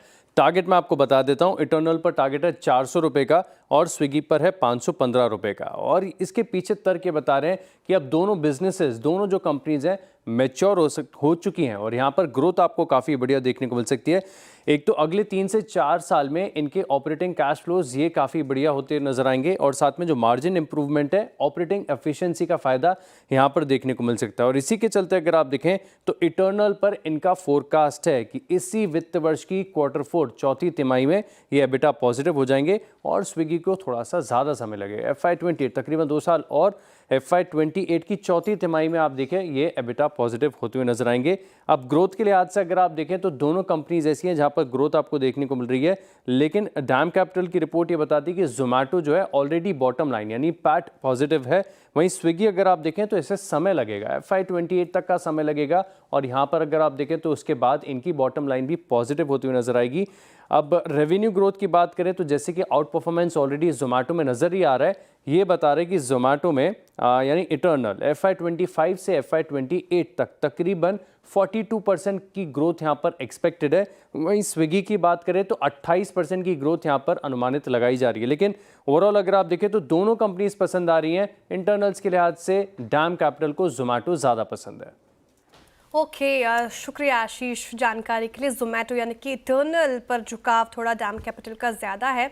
और गौरांग जी, कुछ दिन पहले एक रिपोर्ट पेश कर रही थी मैं म्यूचुअल फंड्स की एक्टिविटी का, तो रुझान थोड़ा वो स्विगी की तरफ उनका झुकाव ज़्यादा दिखने को मिल रहा था। इटर्नल से पैसे निकाल रहे थे, वही स्विगी में झोंक रहे थे। अब आप कहाँ स्टैंड करते हैं? डैम कैपिटल तो दोनों पे बुलिश है, अच्छे खासे टारगेट प्राइस दिए गए हैं, आपका रुझान किस तरफ? देखिए श्रेया जी, कभी कभी विपरीत विचारधारा रखना अच्छी बात होती है। तो और मेरे ख्याल से आपके सहयोगी और मेरे मित्र वीरेंद्र और हम तो जब से जोमेटो लिस्ट हुआ तब से चर्चा कर रहे हैं और अब ये इटर्नल बन गया है। एक जो चिंता बाजार को थी जब इटर्नल ने, जोमेटो ने ब्लिंकिट का अधिग्रहण किया और जो मुआवजा भरना पड़ा, बाजार को लगा बहुत भारी मुनाफा है। फास्ट फॉरवर्ड आज की तारीख में और भविष्य में ब्लिंकिट मेरे ख्याल से योगदान बेहतर दे रहा है फूड डिलीवरी प्लेटफॉर्म से, और आने वाले भविष्य में जिस प्रकार से 2000 डार्क स्टोर्स खुलने की बात जो दिसंबर 2026 तक की तय की गई थी, वो मेरे ख्याल से दिसंबर 2025 तक पूरी होने की संभावना है। इसके कारण पहले तो इनकी जो पहुंच है वो बढ़ जाएगी। नए शहरों में ये अपने नक्शे कदम रखेंगे, जिससे इनका मार्केट शेयर बढ़ेगा, सब्सक्राइबर बेस बढ़ेगा और इसके कारण मेरे ख्याल से नतीजों में बहुत बेहतरीन तरीके से सुधार होगा। तो आप हमारा झुकाव अगर पूछते हैं श्रेया जी, तो वो इटर्नल यानी कि ज़ोमैटो की तरफ ज़्यादा है। अच्छा, इटर्नल पे मैं एक स्टॉक और लूँगा, लेकिन उससे पहले इटर्नल पे टेक ले लेते हैं, टेक्निकल टेक, क्योंकि चंदन ने, मेरे को याद है परसों तरसों एक कॉल शेयर की थी हमारे साथ 312 रुपये पे। चंदन, आप उस दिन एक पर्सपेक्टिव शेयर कर रहे थे कि अगस्त का मेरा व्यू है 335 का। आप रोज़ बर उसके ओ एडिशंस को देखिए, कभी 70 लाख, कभी 80 लाख। तेरा आज का ओ रखेंगे मेरे ख्याल से, लास्ट टाइम जब मैंने चेक किया था इट वॉज 95 लैक्स मेरे ख्याल से। अब इस वक्त 1 करोड़ से ऊपर का होगा ओ एडिशंस, क्योंकि अनचार्टेड टेरिटरी में है, कोई चैलेंज नहीं कर रहा है इसको। क्या लग रहा है, अगर ये 1.19 CR यानी लगभग 12 से लेकर 2.30 के बीच में, आप समझिए कि 40 लाख और लोडिंग हो गई यहाँ पर। चंदन, आपका टेक क्या है? अगर मेरी पोजीशंस ग्रिप में है तो अभी कैरी करूँ इसको, और रोल करने के लिए आपका व्यू क्या है? बिल्कुल वीरू, देखिए पूरे न्यू एज बिजनेस पे हमारा पॉजिटिव व्यू है और पेटीएम, इटर्नल डिलीवरी, इन सब के बारे में काफी बार बात कर चुके हैं। इटर्नल के डेटा की बात करें तो बिल्कुल लॉन्ग के बिल्टअप यहाँ पे इंटेक्ट है और लॉन्ग वालों का अभी भी पोजीशन ग्रिप में चल रहा है, क्योंकि लगातार 8 दिनों से यहाँ पे हाई टॉप हाई बॉटम का सीक्वेंस इंटेक्ट है। आप देखोगे यहाँ पे कुछ दिन पहले 288 का स्विंग लो बना और वहां से मेजर रिकवरी हुई है। मोमेंटम है वो 300 की कॉल अनवाइंडिंग में स्टार्ट होने के साथ में यहाँ पे आपको देखने को मिला था। तो मेरे मानना है कि मोमेंटम को कंटिन्यूसली ड्राइव करे। आज भी 5-6% का ओपन एडिशन है। अब कहीं ना कहीं 318 एक इमीडिएट सपोर्ट का काम करेगा इस रैली को 350 तक ड्राइव करने के। ओके, चलिए, धमाकेदार ऑप्शंस का समय हुआ। हमारे साथ मानस जी हैं, चंदन जी हैं और राजेश सतपुते जी हैं। मानस जी, आप बताइए क्या रहेगा आपका ऑप्शन? देखिए, मैरिको के 750 वाले कॉल ऑप्शन में खरीदारी करने की राय रहेगी। 11 रुपए के आसपास ये ऑप्शन ट्रेड हो रहा है, फ्रेश ब्रेकआउट चार्ट पे देखने को मिला है। तो यहाँ पर खरीदारी करेंगे, 6 रुपए का स्टॉप लॉस लगाएंगे और 24 रुपए के टारगेट्स पॉसिबल है। ओके, मैरिको ये धमाकेदार ऑप्शन के लिए मानस जी के पिक। चंदन जी, आप बताइए आपने क्या पिक किया? बिल्कुल, मैं फोकस करूंगा यहाँ पे पेटीएम पे। पेटीएम पे पॉजिटिव व्यू है और ऐसा लग रहा है अभी मोमेंटम बरकरार रहेगा और इस पूरी थीम में काफी अच्छी स्ट्रेंथ देखने को मिली है। तो पेटीएम का 1260 का कॉल मैं यहाँ पे फोकस कर रहा हूँ। लगभग 25 रुपए के आसपास ये कॉल चल रहा है। खरीदारी की सलाह रहेगी। सपोर्ट होगा 20 रुपए, टारगेट होगा 34 रुपए के आसपास का। ओके, चलिए अब चलते हैं राजेश सतपुते जी के पास। राजेश जी, आप क्या पिक कर रहे हैं, बताइए। वीरेंद्र जी, देखिए मेरी नजर आईटी पे है और उसमें से मेरा पिक रहेगा टीसीएस। टीसीएस 3080 का कॉल करीबन 41-42 के आसपास चल रहा है।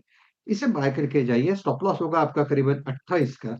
और अगर मैं सही हूं तो इसका जो स्विंग का टारगेट है उसका प्रोजेक्शन बनता है करीबन 65-70 का।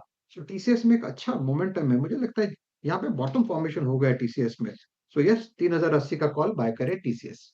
ओके, 3080 का कॉल बाय करें। चलिए, आज एक बजरा ओला का शेयर वापस दिखाइए। और आज तो वैसे राजीव बजाज ने चेतक के बारे में कहा था, लेकिन आज तो वाकई में ओला शोला बना हुआ है, 15% ऊपर। और सुदर्शन से जानते हैं कि क्या हो गया ऐसा स्टॉक में आज। Sudarshan, good afternoon. Good afternoon. So आज और अभी लास्ट कुछ एक दिन में जो इसमें मूव देखा गया, उससे पहले मैं एक इंटरेस्टिंग ट्रिविया बताऊंगा। आज के ही दिन 2024 में स्टॉक ने रिकॉर्ड हाई हिट किया था 157 का, और लास्ट कुछ एक दिन में इसमें तेज़ी दिख रहा है और आज भी स्टॉक 15% ऊपर है। अगर जो आज का आप ट्रेडिंग वॉल्यूम देखेंगे तो वो ऑलमोस्ट 100 करोड़ का दिख रहा है। और कल का अगर जो वॉल्यूम देखेंगे तो कल का वॉल्यूम था 58 करोड़ और 20 डे एवरेज क्या था 11 करोड़। तो ऑलमोस्ट 5 टाइम्स अगर जो आप इस मंथ का से एवरेज से कंपेयर करेंगे। अगर जो डिलीवरेबल क्वांटिटी अगर देखेंगे तो कल का था 14.35 करोड़, लास्ट 2 महीने में सबसे हाईएस्ट लेवल पे था। और अगर जो कल के ट्रेडिंग वॉल्यूम से कंपेयर करेंगे तो जो मार्क फॉर डिलीवरी होता है वो था ऑलमोस्ट 25%। इससे भी ज़्यादा इंटरेस्टिंग डेटा आपको अगर जो इनका शेयर होल्डिंग पैटर्न देखोगे तब दिखेगा। एफआई का होल्डिंग, क्योंकि अगस्त 2024 में कंपनी लिस्ट हुआ था, इसलिए मैंने दिसंबर 2024 का लिया है शेयर होल्डिंग पहले, तो वहाँ पे था 38.73%। और अगर जो जून 2025 का देखोगे तो ऑलमोस्ट 4% या 400 बेसिस पॉइंट्स कम हुआ है। लेकिन अगर जो आप वही डोमेस्टिक का देखोगे शेयर होल्डिंग तो उनका 19.2% था और यहाँ पे ऑलमोस्ट 400 बेसिस पॉइंट्स ऊपर चलकर अब उनका होल्डिंग है 23.4%। तो आगे, अब ये तो अभी तक का हो, तो आगे के लिए कंपनी का टेलविंड्स क्या हो सकता है? तो रिसेंटली कंपनी ने Q1 रिजल्ट्स अनाउंस किया था। रिजल्ट सिक्वेंशियली इंप्रूवमेंट देखने को मिला था क्योंकि लॉसेज जो था वो नैरो हुआ था, YOY वीक ही था, लेकिन कमेंट्री पॉजिटिव था FY26 के लिए। उन्होंने क्या कहा था? Q2 में जो है ऑटो बिजनेस का एबिटा वो पॉजिटिव हो जाएगा और FY26 ओवरऑल या तो 5% रहेगा, नहीं तो 5% से ज़्यादा होगा। और एक और चीज़ रिसेंटली अभी जो अनाउंसमेंट हुआ है कि चाइना ने रेयर अर्थ मैग्नेट का जो कर्व उन्होंने सप्लाई पे लगाया था वो लिफ्ट हो गया है, तो वो भी ओला इलेक्ट्रिक के लिए पॉजिटिव है। और अभी फेस्टिव सीजन आ रहा है तो कुछ एक लॉन्चेज में वो जो कंपनी जो सबसे ज़्यादा पॉजिटिव है वो है अपने बाइक पे, रॉडस्टर पे। तो ओवरऑल अच्छी कंपनी के लिए अच्छा लग रहा है। देखते हैं आगे कितना ऊपर जा सकता है। ओके, शुक्रिया सुदर्शन जानकारी के लिए। ओला इलेक्ट्रिक आज के दिन 15% की तेज़ी के साथ कर रहा है कारोबार। तमाम फैक्टर्स बताए गए, रेयर अर्थ मैग्नेट कर्व हटना, साथ ही फेस्टिव सीजन है, लॉन्चेस आगे है पाइपलाइन में, तमाम फैक्टर्स ने आज इसको ड्राइव किया है।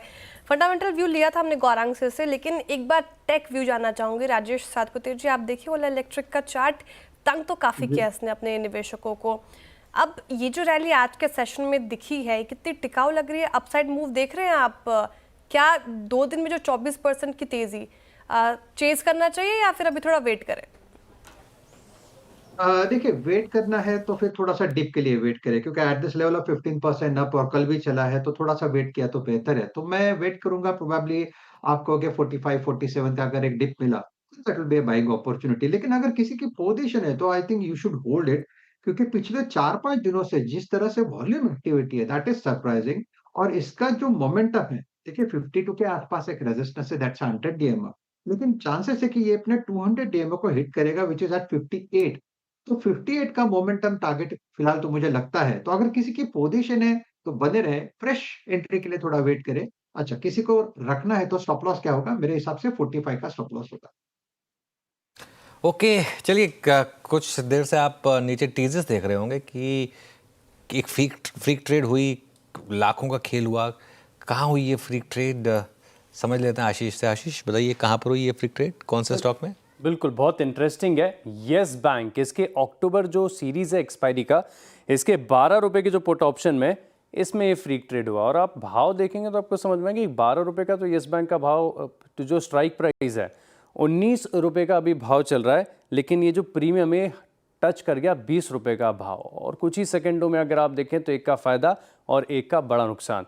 और फिलहाल अगर आप देखें तो मैं आपको बता दूं कि इस भाव पर करीब तकरीबन 17 कॉन्ट्रैक्ट ट्रेड हुए और समझ लीजिए कि टोटल 31.35 लाख ये है। और येस बैंक का जो लॉट साइज है ये 31,100 शेयरों का, यानी आप ये समझ लीजिए कि किसी को तो एक झटके में 1 करोड़ से ज़्यादा का मुनाफा यहाँ पर हो गया और दूसरी तरफ किसी को नुकसान भी हो गया है। बड़े इंटरेस्टिंग है। आपको याद होगा कि मार्च के महीने में इसी साल में वोडाफोन आइडिया में भी एक ऐसा ट्रेड देखने को मिला था और उसके बाद काफ़ी बड़ी दिक्कत यहाँ पर एक्सचेंजेस को हुई, क्योंकि ऐसे जो ट्रेड्स होते हैं, फ्रीक ट्रेड्स होते हैं, इसमें दरअसल क्या हो जाता है कि जिस काउंटर पार्टी को नुकसान होता है वो एक्सचेंजेस के पास जाती है, ब्रोकर्स के पास जाते हैं, वो कहते हैं कि आप हमारे पे आउट को रोकिए, एक गलती से हो गया है। और फिर लॉन्ग प्रोसेस है आर्बिट्रेशन का, जिसमें एक्सचेंजेस दोनों पार्टी को बिठा के रखता है और मोस्टली अगर आप देखें तो ये सौदे पे आउट यहाँ पर रोके नहीं जाते, लेकिन बड़ा हेडेक बन जाता है। तो फिलहाल के लिए अगर आप देखें तो एक ऐसा इंटरेस्टिंग ट्रेड हुआ है, आपको भी देखना चाहिए कि 19 रुपये तो येस बैंक का भाव चल रहा है और इसके ऑप्शन का जो प्रीमियम है वो 20 रुपये हो गया, 12 रुपये की पुट ऑप्शन का। ओके, तो इसमें ऑब्वियसली कुछ आपको सेंस मिली कि कौन थी काउंटर पार्टी, ऐसा कुछ पता चला इसमें? 2 पार्टीज कौन थी इसमें? अभी तक तो फिलहाल नहीं पता चला, लेकिन जानकारी के लिए हम प्रयास करेंगे। लेकिन सर मैं बताऊं कि बहुत इंटरेस्टिंग बात है कि जब वोडाफोन आइडिया में लास्ट ये फ्रीक ट्रेड हुआ था तो काफ़ी लोग अज्यूम कर रहे थे कि हो सकता है कि इसमें एल्गो का हाथ हो, लेकिन एल्गो नहीं था। दोनों अगर आप देखें तो मैनुअल ट्रेड्स थे, किसी की गलती से था और दोनों पार्टीज में कोई कोरिलेशन भी नहीं था दूर दूर तक। हालांकि अगर आप देखें फिंगर बेसिकली 20 पैसे की जगह 20 रुपए चला गया। हाँ। यही देखने को मिला। तो इस ट्रेड में भी यही माना जा रहा है कि शायद ऐसा ना हो कि एल्गो हो, ये नॉर्मल ट्रेड्स भी हो सकते हैं, लेकिन अब ये एक्सचेंजेस के लिए बड़ा सरदर्द है और एक्सचेंजेस ऑलरेडी इनके ऊपर काम भी कर रहा है। मैं ये भी बताना चाहता हूँ क्योंकि ये मामले लगातार बढ़ते जा रहे हैं। कुछ रिपोर्ट हो जाते हैं, कुछ स्लिप हो जाते हैं। जो छोटे स्टॉक्स हैं, छोटे भाव के, इनकी दूर की एक्सपायरी में ऐसे ट्रेड्स लगातार देखने को मिल रहे हैं। तो एक्सचेंजेस के लिए भी ये बड़ा सिरदर्द बना हुआ है और हो सकता है कि आगे जाके इसके ऊपर भी कोई ना कोई सर्कुलर आ जाए। बिल्कुल शुक्रिया आशीष। तो 20 रुपये डल गया सिस्टम में, गलती से पॉइंट रह गया होगा, 0.20 लिखना होगा किसी को, 20 हो गया। पता है कई लोग जैसे आशीष ने भी कहा, कई लोग ऐसे प्रोग्राम रन करते हैं, वो दिन में अपने ऐसे कई स्टॉक्स में, कई ऑप्शंस में कई ऐसे रेट डाल के रखते हैं अपॉर्चुनिस्टिक, कि कल को किसी से गलती से मान लो वो फैट फिंगर अगर एरर हो गई तो उनको वो उस तुरंत वो ट्रेड एग्जीक्यूट हो जाए। इसमें देखिए कुछ कर नहीं सकते, क्योंकि फैक्ट ये है कि आपको बहुत केयरफुल रहना चाहिए जब आप ट्रेडिंग कर रहे होते हैं। ये थोड़ा सा दिखाई नहीं दे रहा है, इसको हटा देते हैं, समझ में नहीं आएगा, थोड़ा सा आई थिंक क्लियर नहीं है ये। लेकिन 12 रुपये के स्ट्राइक के प्राइस में एक फ्रीक ट्रेड हुई। शुक्रिया आशीष। गावा सर, ऐसे में क्या होता है अगर फ्रीक ट्रेड होती है तो ऑप्शन में? आई हैव नो नॉलेज, पता नहीं, आई हैव जीरो नॉलेज, मेरे से कभी हुआ नहीं और नथिंग। मुझे खाली एक ही एक्सपीरियंस है, मेरा एक ऑप्शन था 10-15 साल पहले, वो सर्किट पे चला गया था, मैंने ऑप्शन लेके एडवांटेज लेके बेच दिया उसको। मुझे ध्यान नहीं कौन सा ऑप्शन था, लेकिन ऑप्शन सर्किट पे चला गया था, आई सोल्ड इट। आपके करियर में देखा है आपने वोडाफोन के अलावा जिक्र नहीं, किया? कई होते हैं, बहुत होते हैं शायद, कई रिपोर्ट नहीं होते। इन्फोसिस के केस में हुआ था एक बार, इसमें फैट फिंगर एरर होती है, ये बेसिकली निफ्टी में हुआ था, सेंसेक्स में हुआ था, होते रहते हैं ये। चंदन, ऐसे में क्या होता है नॉर्मली? जो हो गया बस हो गया, जिसका फायदा हो गया वो हो गया। बिल्कुल वही होता है। और अनुज जी, मैंने काफी नोटिस किया, इनफेक्ट करियर में ऐसा 10-12 बार देखा है कि काफी बार होता है। और यूजुअली काफी ट्रेडर्स होते हैं, स्पेशली जो ओवर आर्बिट्रेज होते हैं, वो क्या करते हैं, सिलेक्टिव स्टॉक्स के ओटीएम स्ट्राइक्स में ट्रेड डाल के रखते हैं। और उनका रूटीन होता है कि मार्केट खुलने से 15-20 मिनट पहले वो डाल देते हैं, और उनको ऐसा लगता है साल में यदि 2 बार भी ऐसा कोई ट्रेड मिल जाए तो भी उनको ऐसा लगता है कि नुकसान किया है। बट अगेन 2-3 केसेस में हम रेगुलेटर के पास गए थे, और कहीं ना कहीं ये हमने रिक्वेस्ट की थी कि कोई भी ऑप्शन में एक डमी फिल्टर होना चाहिए कि एक सर्टेन प्राइस के ऊपर ट्रेड कैसे हो। जैसे एग्जांपल 12 रुपए का ऑप्शन है तो उसका प्रीमियम कैसे 20 रुपए हो सकता है। हालांकि इस एग्जांपल में आप देखोगे ज्यादा नहीं 10 लोट की क्वांटिटी का काम हुआ है, बट प्रीमियम 20 रुपए हो चुका है। तो रियल में देखें तो डेरिवेटिव्स को या फिर अंडरलाइन को मिसबैलेंस करके यदि कोई ट्रेड होता है तो वो लॉजिकल नहीं है। तो मेरे हिसाब से कहीं ना कहीं यदि मान लो कोई मार्केट करके भी ट्रेड होता है तो एक सर्टेन लेवल के ज्यादा प्रीमियम में ट्रेड नहीं होना चाहिए, मेरा ऐसा मानना है। तो कहीं ना कहीं वहां पे डमी फिल्टर या कोई ट्रेड फिल्टर या एंट्री फिल्टर होने चाहिए, सो दैट इस तरह का मिसमैच नहीं हो। इसमें क्या होता है कि एक्सचेंज के पास दोनों पार्टी जाती है, एक पार्टी जाती है और कहीं ना कहीं आर्बिट्रेज करने का ट्राई करते हैं। यदि एक्सचेंज सामने वाली पार्टी से रिक्वेस्ट करके वो यदि यस करता है तो यहाँ पे कुछ सेटलमेंट होता है, अदरवाइज जिसको नुकसान हुआ, जिसको फायदा हुआ, उसको नुकसान फायदा हो जाता है। ये माना जाता है कि फ्री मार्केट है, आपको यदि बना तो आपकी अच्छी बात है। चलिए, एनीवे शुक्रिया आशीष ये इंटरेस्टिंग जानकारी के लिए। अब आगे बढ़ते हैं, 4 का चौका का सीक्वेंस बताते हैं आपको। सबसे पहले चलेंगे मानस जी के पास सस्ता ऑप्शन के लिए, उसके बाद एफएन सुपरस्टार के लिए राजेश सातपुते जी हैं हमारे साथ, चंदन जी हैं मिड कैप चार्ट का चमत्कार के लिए, और मिड कैप फंडा के लिए गौरांग जी हैं। मानस जी, आप शुरुआत करिए सस्ता ऑप्शन से। देखिए, पहले डिस्क्लोजर है कि फिनिक्स में स्टॉक में मैंने अपने क्लाइंट्स को ऑप्शन ट्रेड दिया हुआ है। तो फिनिक्स के 1560 के कॉल ऑप्शन में खरीदारी करने की राय रहेगी। फ्रेश ब्रेकआउट है, 200 मूविंग एवरेज के ऊपर स्टॉक निकला है, तो यहाँ पर आप खरीदारी कर सकते हैं।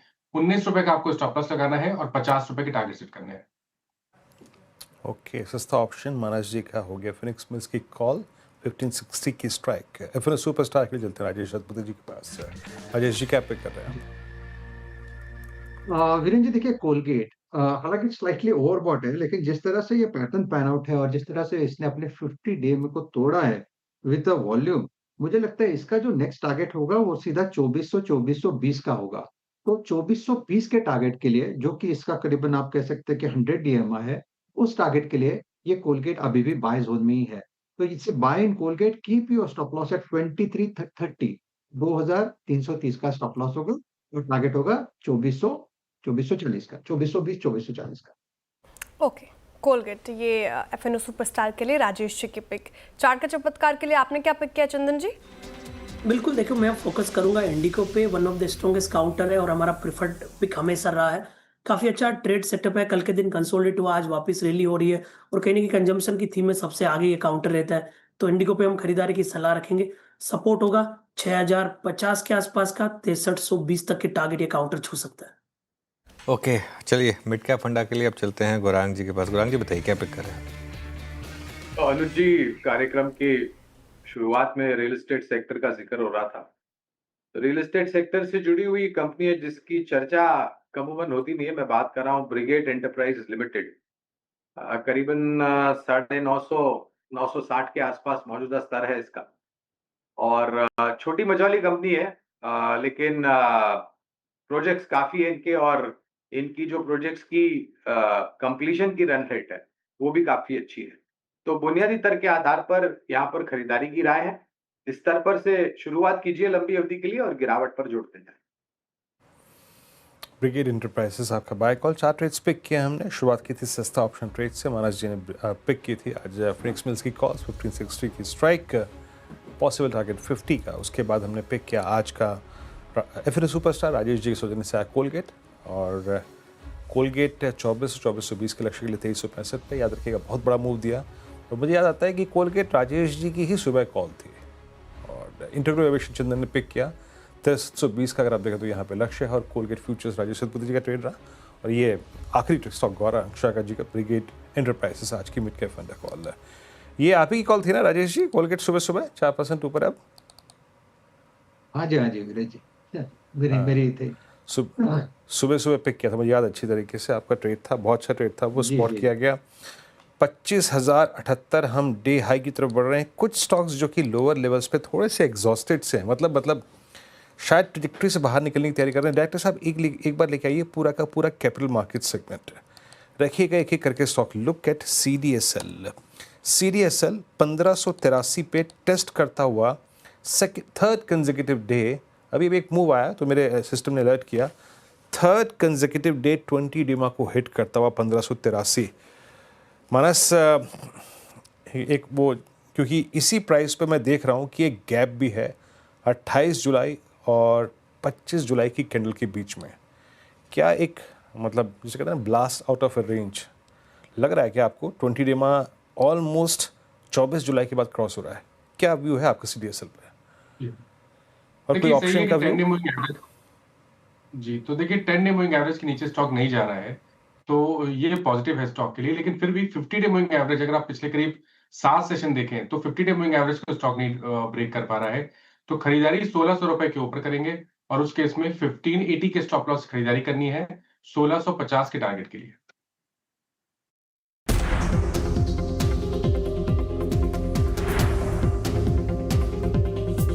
बिग स्टॉक में सबसे पहला है पेटीएम। मैं ग्रीन ले रहा हूँ, क्योंकि मैं क्यों ग्रीन ले रहा हूँ इसको, क्योंकि आज पेटीएम में होने वाला है एक clean out trade. Ant Fin जो कि अलीबाबा की एंटिटी है वो एग्जिट कर रही है। मेरे लिए सबसे बड़ा इशू ये है कि इससे एक चाइना एंगल खत्म हो रहा है, तो वो जो रेगुलेटरी हर्डल्स रही थी ना पेटीएम के लिए, वो एक तरीके से यहाँ पर खत्म होगी। जो ब्लॉक डील के आसपास का प्राइस होगा वहां अगर मिले आपको, तो वो आपका उसके आसपास का शानदार मौका होगा। पेटीएम पर हम तब बुलिश हुए थे जब आरबीआई के एक्शन के बाद सब ने इसको बोला था कि बेच के निकल जाइए, और सब 2 डाउन सर्किट के बाद, और उसके बाद उस समय हम 350-400 से पेटीएम पर काफ़ी स्ट्रांग एक पॉजिटिव व्यू लेकर चल रहे थे। पेटीएम का वीकली चार्ट देखिए, पेटीएम अब उस ब्लॉक डील प्राइस के ऊपर आकर सेटल हो गया है। ये एक बहुत अपने आप में एक पॉजिटिव चीज़ है। पेटीएम हमने जब वो बिग स्टॉक्स वाले दिन लिया था तब 1050 के करीब का रेट था, लेकिन अब ये जो पोस्ट लिस्टिंग के बाद के जो इसके हाइज थे उसकी तरफ शायद बढ़ चला ये स्टॉक। बिल्कुल, आज भी देखिए शानदार मूव पर पेटीएम में। अब 1250, 1050 से 1250 बहुत शार्प, बहुत जल्दी आया है इस स्टॉक में। चंदन, क्या व्यू रहेगा पेटीएम पर? इस लेवल पे चेस किया जा सकता है क्या? बिल्कुल, पेटीएम इस लेवल पे चेस किया जा सकता है। इनफैक्ट काफ़ी बार हम रिकमेंड कर चुके हैं, और काफ़ी अच्छा सेटअप है। इनफैक्ट अभी थोड़ी देर पहले डेटा सेटअप की भी बात कर रही थी। तो मेरा मानना है कि पॉजिटिव बायस है। मौजूदा लेवल से देखें तो 1220 के आसपास का सपोर्ट लगाना चाहिए। अभी भी 1280, 1300 तक के लेवल यहाँ पे देखे जाने चाहिए। बिल्कुल, पेटीएम पर धमाकेदार ऑप्शन भी था चंदन जी का। चलिए एक काम करते हैं, छोटा सा ब्रेक लेंगे, उसके बाद इडलवाइज एसेट मैनेजमेंट के CI इक्विटीज त्रिदीप भट्टाचार्य जुड़ेंगे हमारे साथ।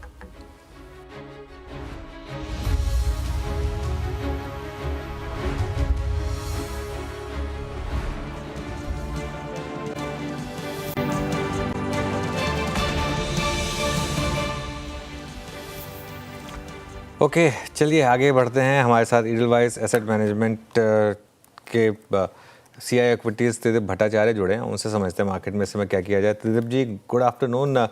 क्या ये मार्केट के लिए एक टर्निंग पॉइंट रहा 15 अगस्त वाला भाषण प्रधानमंत्री जी का और वो जीएसटी कट का अनाउंसमेंट, और अब यहाँ से आपका क्या व्यू रहेगा मार्केट पर? मेरे ख्याल में मार्केट देखिए एक फेयर वैल्यू के इर्द गिर्द अभी फिलहाल घूम रहा है। बीच में हम रिजल्ट सीजन कुछ खासा पॉजिटिव नहीं रहा, इसलिए थोड़ा सा गिर गए थे।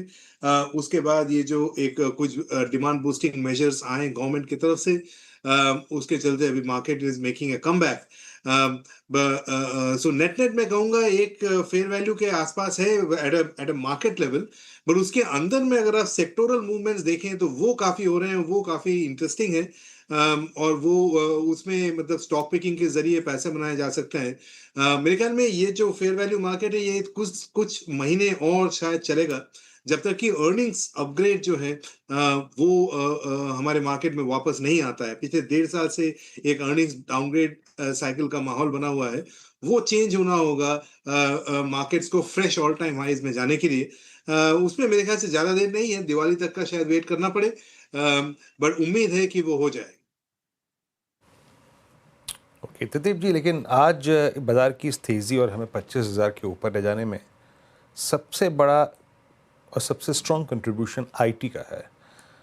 ये नो डाउट अबाउट दैट कि जब हम कल स्टैट्स देखेंगे ये शॉर्ट कवरिंग है, बट आपका आईटी पे व्यू क्या है? फाइनली यूएस में एक रेट कट की जो संभावनाएं बन रही हैं, ये उससे पैरेलली अलाइंड है क्या? ये आईटी का पुल बैक, आईटी का रिवर्सल, आपकी आईटी की रीडिंग क्या कह रही है इस प्रकार के प्राइस डैमेज के बाद? लार्ज कैप और मिड कैप आईटी में आपका रुझान मिड कैप आईटी और लार्ज कैप आईटी पे है क्या?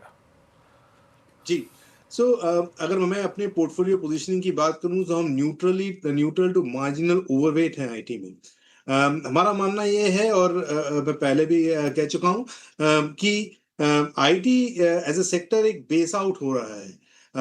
वैल्यूएशंस अपने 10 ईयर के एवरेज के हिसाब से कम है, डिमांड सिनेरियो वीक है, लेकिन इससे वीक होने के आसार थोड़े कम दिखते हैं।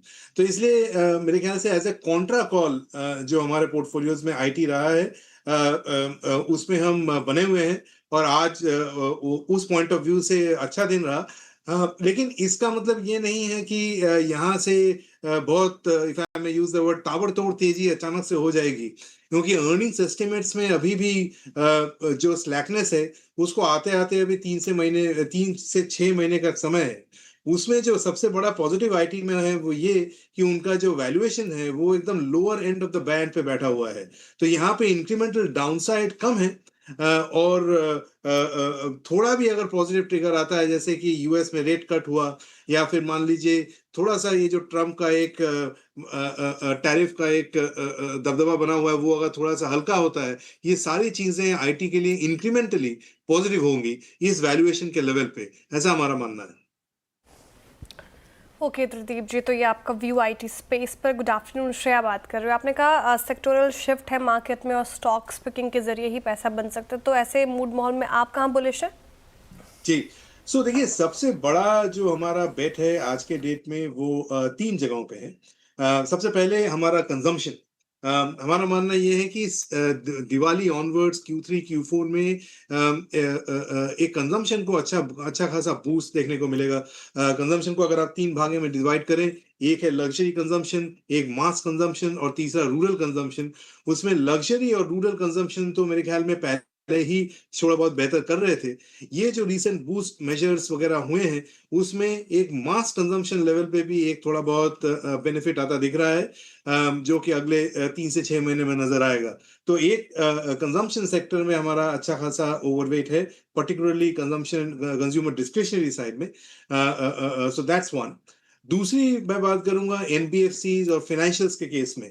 वैल्यूएशंस रीजनेबल है, रेट कट का माहौल बना है, इंडिया में ही नहीं ग्लोबल भी, और रेट कट के समय में एनबीएफसीज का जो अर्निंग्स प्रोफाइल है वो थोड़ा सा बेहतर होता है।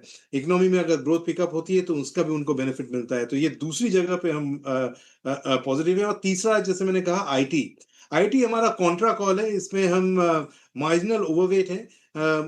वैल्यूएशन पॉइंट ऑफ व्यू से मेरे ख्याल से बॉटम के आसपास है, फंडामेंटल्स आने में देर है, लेकिन अगर यहाँ से यूएस में सिचुएशन रिकवर करती हैं रेट कट के चलते, तो इसमें एक पॉजिटिविटी आने के रुझान है। तो ये 3 हमारे पॉजिटिव हैं, और जो हमारे जहाँ हम अंडरवेट है वो है ऑयल एंड गैस या कमोडिटी लिंक सेक्टर्स, अगर आप कह लें ऑयल एंड गैस या फिर मेटल्स एंड माइनिंग, ये 2 जगह में हम लोग अंडरवेट हैं। ओके। ये जो न्यू एज स्टॉक्स हैं, जोमेटो, स्विगी या फिर पेटीएम, यहाँ आपकी पोजीशनिंग है क्या, आपके पोर्टफोलियो में है क्या ये स्टॉक्स? जी, जब new age stock positive cash flow generate करेगा, वहाँ हम पॉजिटिव हैं।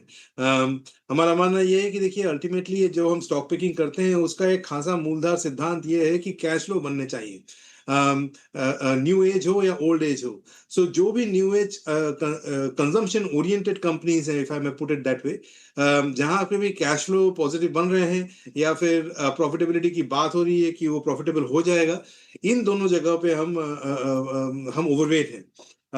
जहां पे केवल ग्रोथ है, कैश फ्लो नहीं है, वहां पे हम नहीं मौजूद हैं।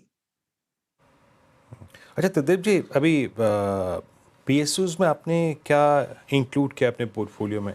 क्योंकि आपने ऑयल गैस को तो दरकिनार कर दिया, दैट मीन्स सिंपली आप अपस्ट्रीम और सभी ओएमसीज को तो अपने पोर्टफोलियो में नहीं शामिल कर रहे होंगे अभी आप। But what about PSU banks या फिर रेलवे या फिर डिफेंस, इन 3 बास्केट्स में से आपके कुछ पोर्टफोलियो में है इस वक्त? एक जो थीम जिसमें मुझे लगता है कि अगले 1 साल में पैसे बन सकते हैं, वो है गवर्नमेंट कैपेक्स। और गवर्नमेंट कैपेक्स जहां भी रुख करेंगे, उस सेक्टर से जुड़े हुए जो स्टॉक्स हैं वो उनके बेहतर करने के काफी अच्छे आसार हैं। सो अगर पीएसयूज को इस कॉन्टेक्स्ट में देखा जाए तो डिफेंस एक ऐसा एरिया है, हालांकि आफ्टर करेक्शन अभी थोड़ा बेहतर लग रहे हैं, लेकिन बीच में काफी चल गए थे, तो बट कुल मिला के डिफेंस एक एरिया है जहां स्ट्रक्चरली हम पीएसयूज में पॉजिटिव हैं। इसको छोड़कर के इंफ्रास्ट्रक्चर ओरिएंटेड कंपनीज में पीएसयू को लेके हमारा अच्छा खासा ओवरवेट पोजीशनिंग है, विच इंक्लूड्स रेलवेज। लेकिन फाइनेंशियल्स में हम हिस्टोरिकली काफी पॉजिटिव रहे, पीएसयू, बैंक्स, एनबीएफसीज वगैरह में, बट ऑफ लेट हम थोड़ा सा सिलेक्टिव हुए हैं वहां पे, क्योंकि स्टॉक्स थोड़े बहुत चले हैं, और हमारा मानना है कि जो एक इजी एनवायरनमेंट था क्रेडिट का, वो अभी खत्म हो रहा है। इसके बाद एक क्रेडिट साइकिल शुरू होगी, तो उसमें लेंडिंग स्टैंडर्ड्स में अंतराल अच्छे बैंक्स और थोड़े बहुत वीक बैंक्स उसके फ्रेंचाइज में देखने को मिलेगा। तो इसलिए बैंक्स को लेके हम थोड़ा सिलेक्टिव हैं, बाकी एरियाज में पीएसयूज में हमारा मीनिंगफुल पोजीशंस है।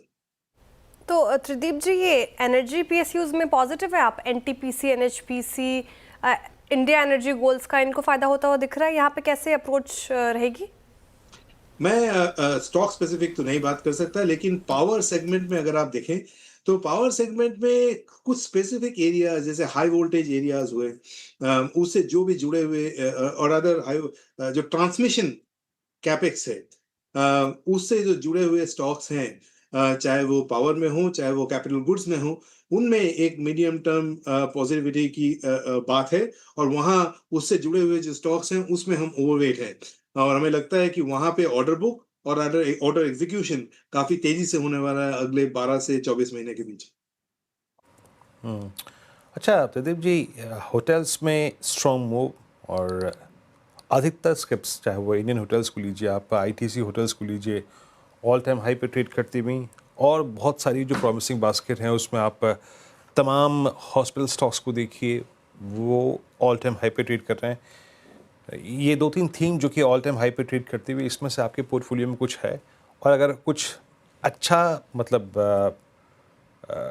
राइज हम लेके बैठे हुए हैं अच्छे, अगर आप देखें मनी ट्रेड्स हैं या फिर इन्वेस्टमेंट कॉल्स हैं, तो क्या इस प्राइस से बुक भी करना चाहिए? आपका मत क्या है इस पर? देखिए, नियर टर्म कॉल मैं आपके चैनल में आपके एक्सपर्ट्स देते हैं, मैं उसमें नहीं पढ़ूंगा, लेकिन जो 2 सेगमेंट्स की आपने बात कही, उसमें मैं एक तीसरा जोड़ूंगा, कैपिटल मार्केट्स। हॉस्पिटल्स, होटल्स और कैपिटल मार्केट्स, ये 3 ऐसे क्षेत्र हैं, ऐसे सेगमेंट हैं जो कि मार्केट्स इटसेल्फ एक सेक्टर में अच्छा खासा टेलविंड बना हुआ है। तो मेरे ख्याल से ये कुछ एरिया है जहाँ पे लोगों को मेरे ख्याल से हम लोग स्ट्रक्चरली ओवरवेट हैं। अब वो स्ट्रक्चरल ओवरवेट में कभी-कभी जब स्टॉक ज्यादा चल जाते हैं तो एक टैक्टिकल प्रॉफिट बुकिंग बनता है, लेकिन इस चीज का ध्यान रखना चाहिए कि ये तीन जो है हमारे सनराइज इंडस्ट्रीज है in the context of Indian economy, और मीडियम टर्म अगर 3 से 5 साल का व्यू लें तो इसमें अच्छा खासा एक वेल्थ क्रिएशन की अपॉर्चुनिटी बन सकती है। उसके अंदर में अगर थोड़ा प्रॉफिट बुकिंग करना चाहें तो कर सकते हैं, लेकिन ये 3 एरिया जो आपने कहे और 2 कहे, एक मेरे तरफ से और, विच इज हॉस्पिटल्स, होटल्स और कैपिटल मार्केट्स, ये 3 हमारे स्ट्रक्चरल ओवरवेट एरियाज में पड़ते हैं। प्रदीप जी बहुत बहुत शुक्रिया, आप इस कार्यक्रम में शामिल हुए। सभी स्टॉक्स पर इंडिसेस पर अपनी राय रखी आपने, और मतलब सभी सेक्टर्स पर इंडिसेस पर राय रखी आपने, और एक सेक्टरल व्यू दिया अपना। बहुत बहुत शुक्रिया इस कार्यक्रम में शामिल होने के लिए। अनुज, एक शानदार क्लोज, और निफ्टी 25,061, निफ्टी IT 0.3%, और निफ्टी बैंक भी आके अंतिम दौर में एटलीस्ट अपने 20 डेमा को स्ट्राइक करके खड़ा हो रहा है। मेरे ख्याल से हम सब ने उम्मीद की थी कि भाई मतलब ऐसा हो, अच्छी बात है, लेकिन निफ्टी IT एक सरप्राइज पैकेज रहा। ऑल दो निफ्टी बैंक व्यू क्या रहेगा अनुज कल के लिए? देखिए व्यू वही जो हम मंडे सुबह से अब कैरी कर रहे हैं इस मार्केट में, कैरी करना है इस मार्केट में आपको अपनी पोजीशंस को।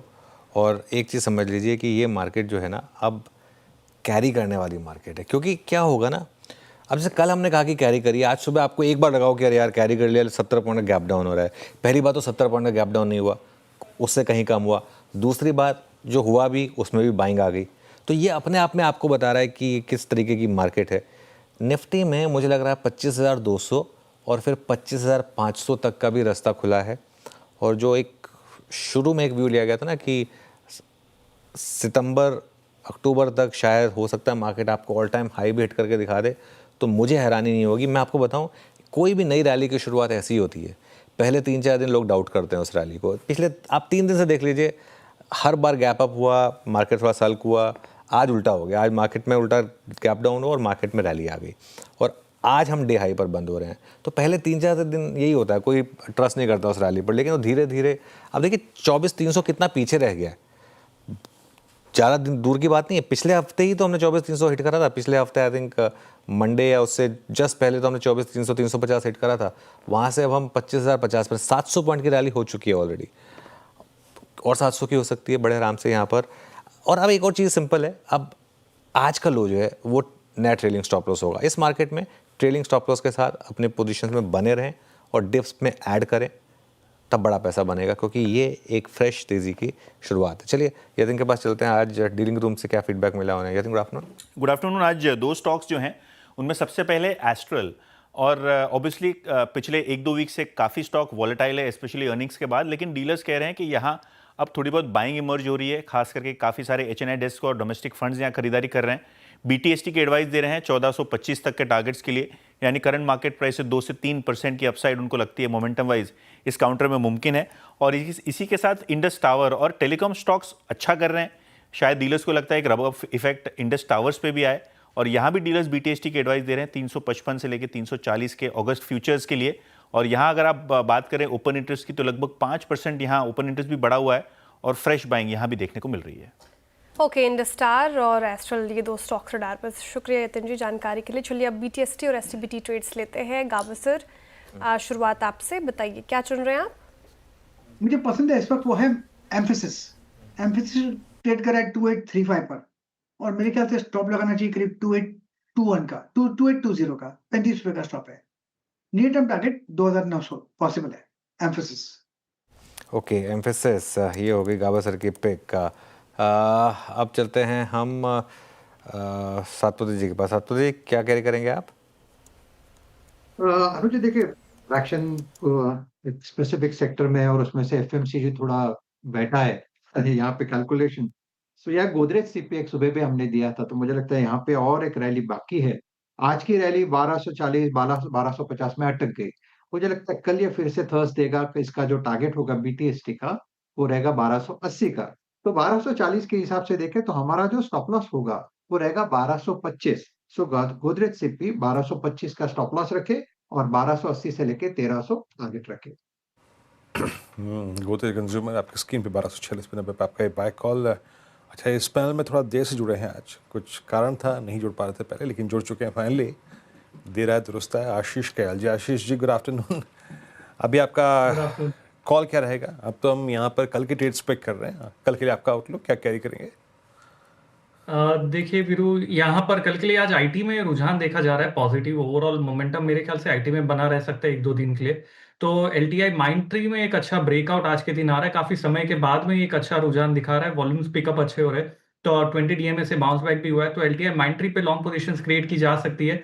स्टॉप लॉस लगाना होगा नीचे 5000 का, और टारगेट देख सकते हैं 5400 का। ओके, आईटी में मूव आज के सत्र में और कल भी एलटीआई माइंड ट्री रडार पर हो सकता है, तो यहाँ पे बीटीएसटी के तौर पर इसको कैरी किया जा सकता है। आशीष जी के पिक, मानस जी आपने क्या सुझाया कल के लिए? जी, तो देखिए ग्रासिम में खरीदारी करके जाएंगे। एक फ्रेश ब्रेकआउट चार्ट को देखने को मिला है, तो ग्रासिम के फ्यूचर में खरीदारी करेंगे। 2844 का स्टॉप लॉस लगाएंगे। 2920 के टारगेट सेट करेंगे। ग्रासिम तो ये डेज हाई पर कर रहा है कारोबार, और यहाँ पे पिक भी हुई थी। गौरांग जी, अब रियल स्पेस से आपने दिया था उस वक्त, उसके अलावा एक और स्पेस आपने भारतीय एयरटेल सुझाया था। इन दो स्टॉक्स के अलावा कोई और आपके रडार पर है जो लंबी अवधि के लिए अच्छा हो? तो श्रेया जी देखिए, ऐसे तो रक्षा क्षेत्र काफी अच्छा लगता है, और कोचिन शिपयार्ड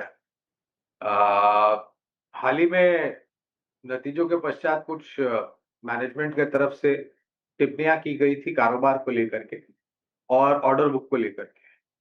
तो कोचिन शिपयार्ड एक स्टॉक है, अगर किसका नजरिया लंबी अवधि का, और श्रेया जी मैं जब भी रक्षा क्षेत्र की निवेश की बात करता हूं तो मैं एक नम्र विनती ये करता हूं कि आप कृपया करके 1 डेढ़ 2 साल का नजरिया मत रखिए, 3 से 5 साल का रखिए, जिससे आपके निवेश के ऊपर आपको बेहतरीन मुनाफा मिल सके।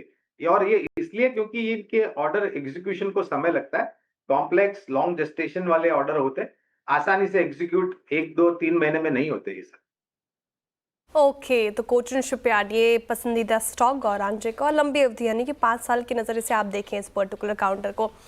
अब चलते हैं वीरेंद्र जी के पास, ब्रेथ समझ लेते हैं मार्केट की। निफ्टी तो 25,045 के लेवल के आसपास क्लोज होने की तैयारी है। ब्रेथ कैसी रही आज की? बैंक निफ्टी तो थोड़ा दिक्कत में था, लेकिन ओवरऑल मार्केट की ब्रेथ कैसी रही वीरेंद्र जी? देखिए ब्रेथ शेयर अच्छी थी, और जब 3.25% आपका निफ्टी आईटी ऊपर हो तो आपको ब्रेथ अच्छी नज़र आएगी। हालांकि इक्वली उसके अगर आप देखें अगेंस्ट कोलैप्सेस भी थे बैंक निफ्टी में, सही कहा आपने, बट टुवर्ड्स क्लोज थोड़ा सा जो डैमेज था वो कंट्रोल हुआ। लॉन्ग 70, शॉर्ट कवरिंग 37 में, अगर आप देखें कंसोलिडेटेड फिगर्स 107, 86 में शॉर्ट और 24 में लॉन्ग अनवाइंडिंग।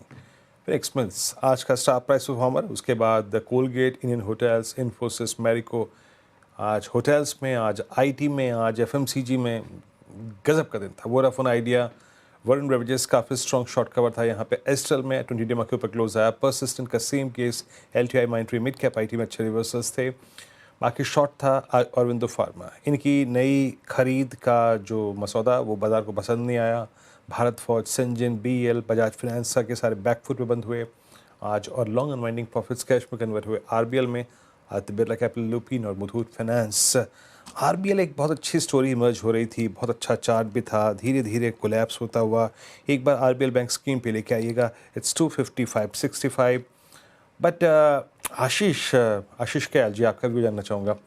आरबीएल जिसने मेरे ख्याल से, अगर आप लास्ट 4 महीने की प्राइस परफॉर्मेंस देखें, सबसे स्ट्रॉन्ग थी एयू स्मॉल फाइनेंस बैंक और ये आरबीएल की।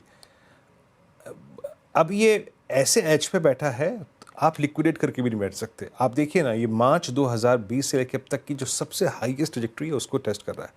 आप क्या अभी वेट करने की राय देंगे? लेटर और सूनर आपको एक्सपेक्टेशन है उस ब्रेकआउट की 260-265 के?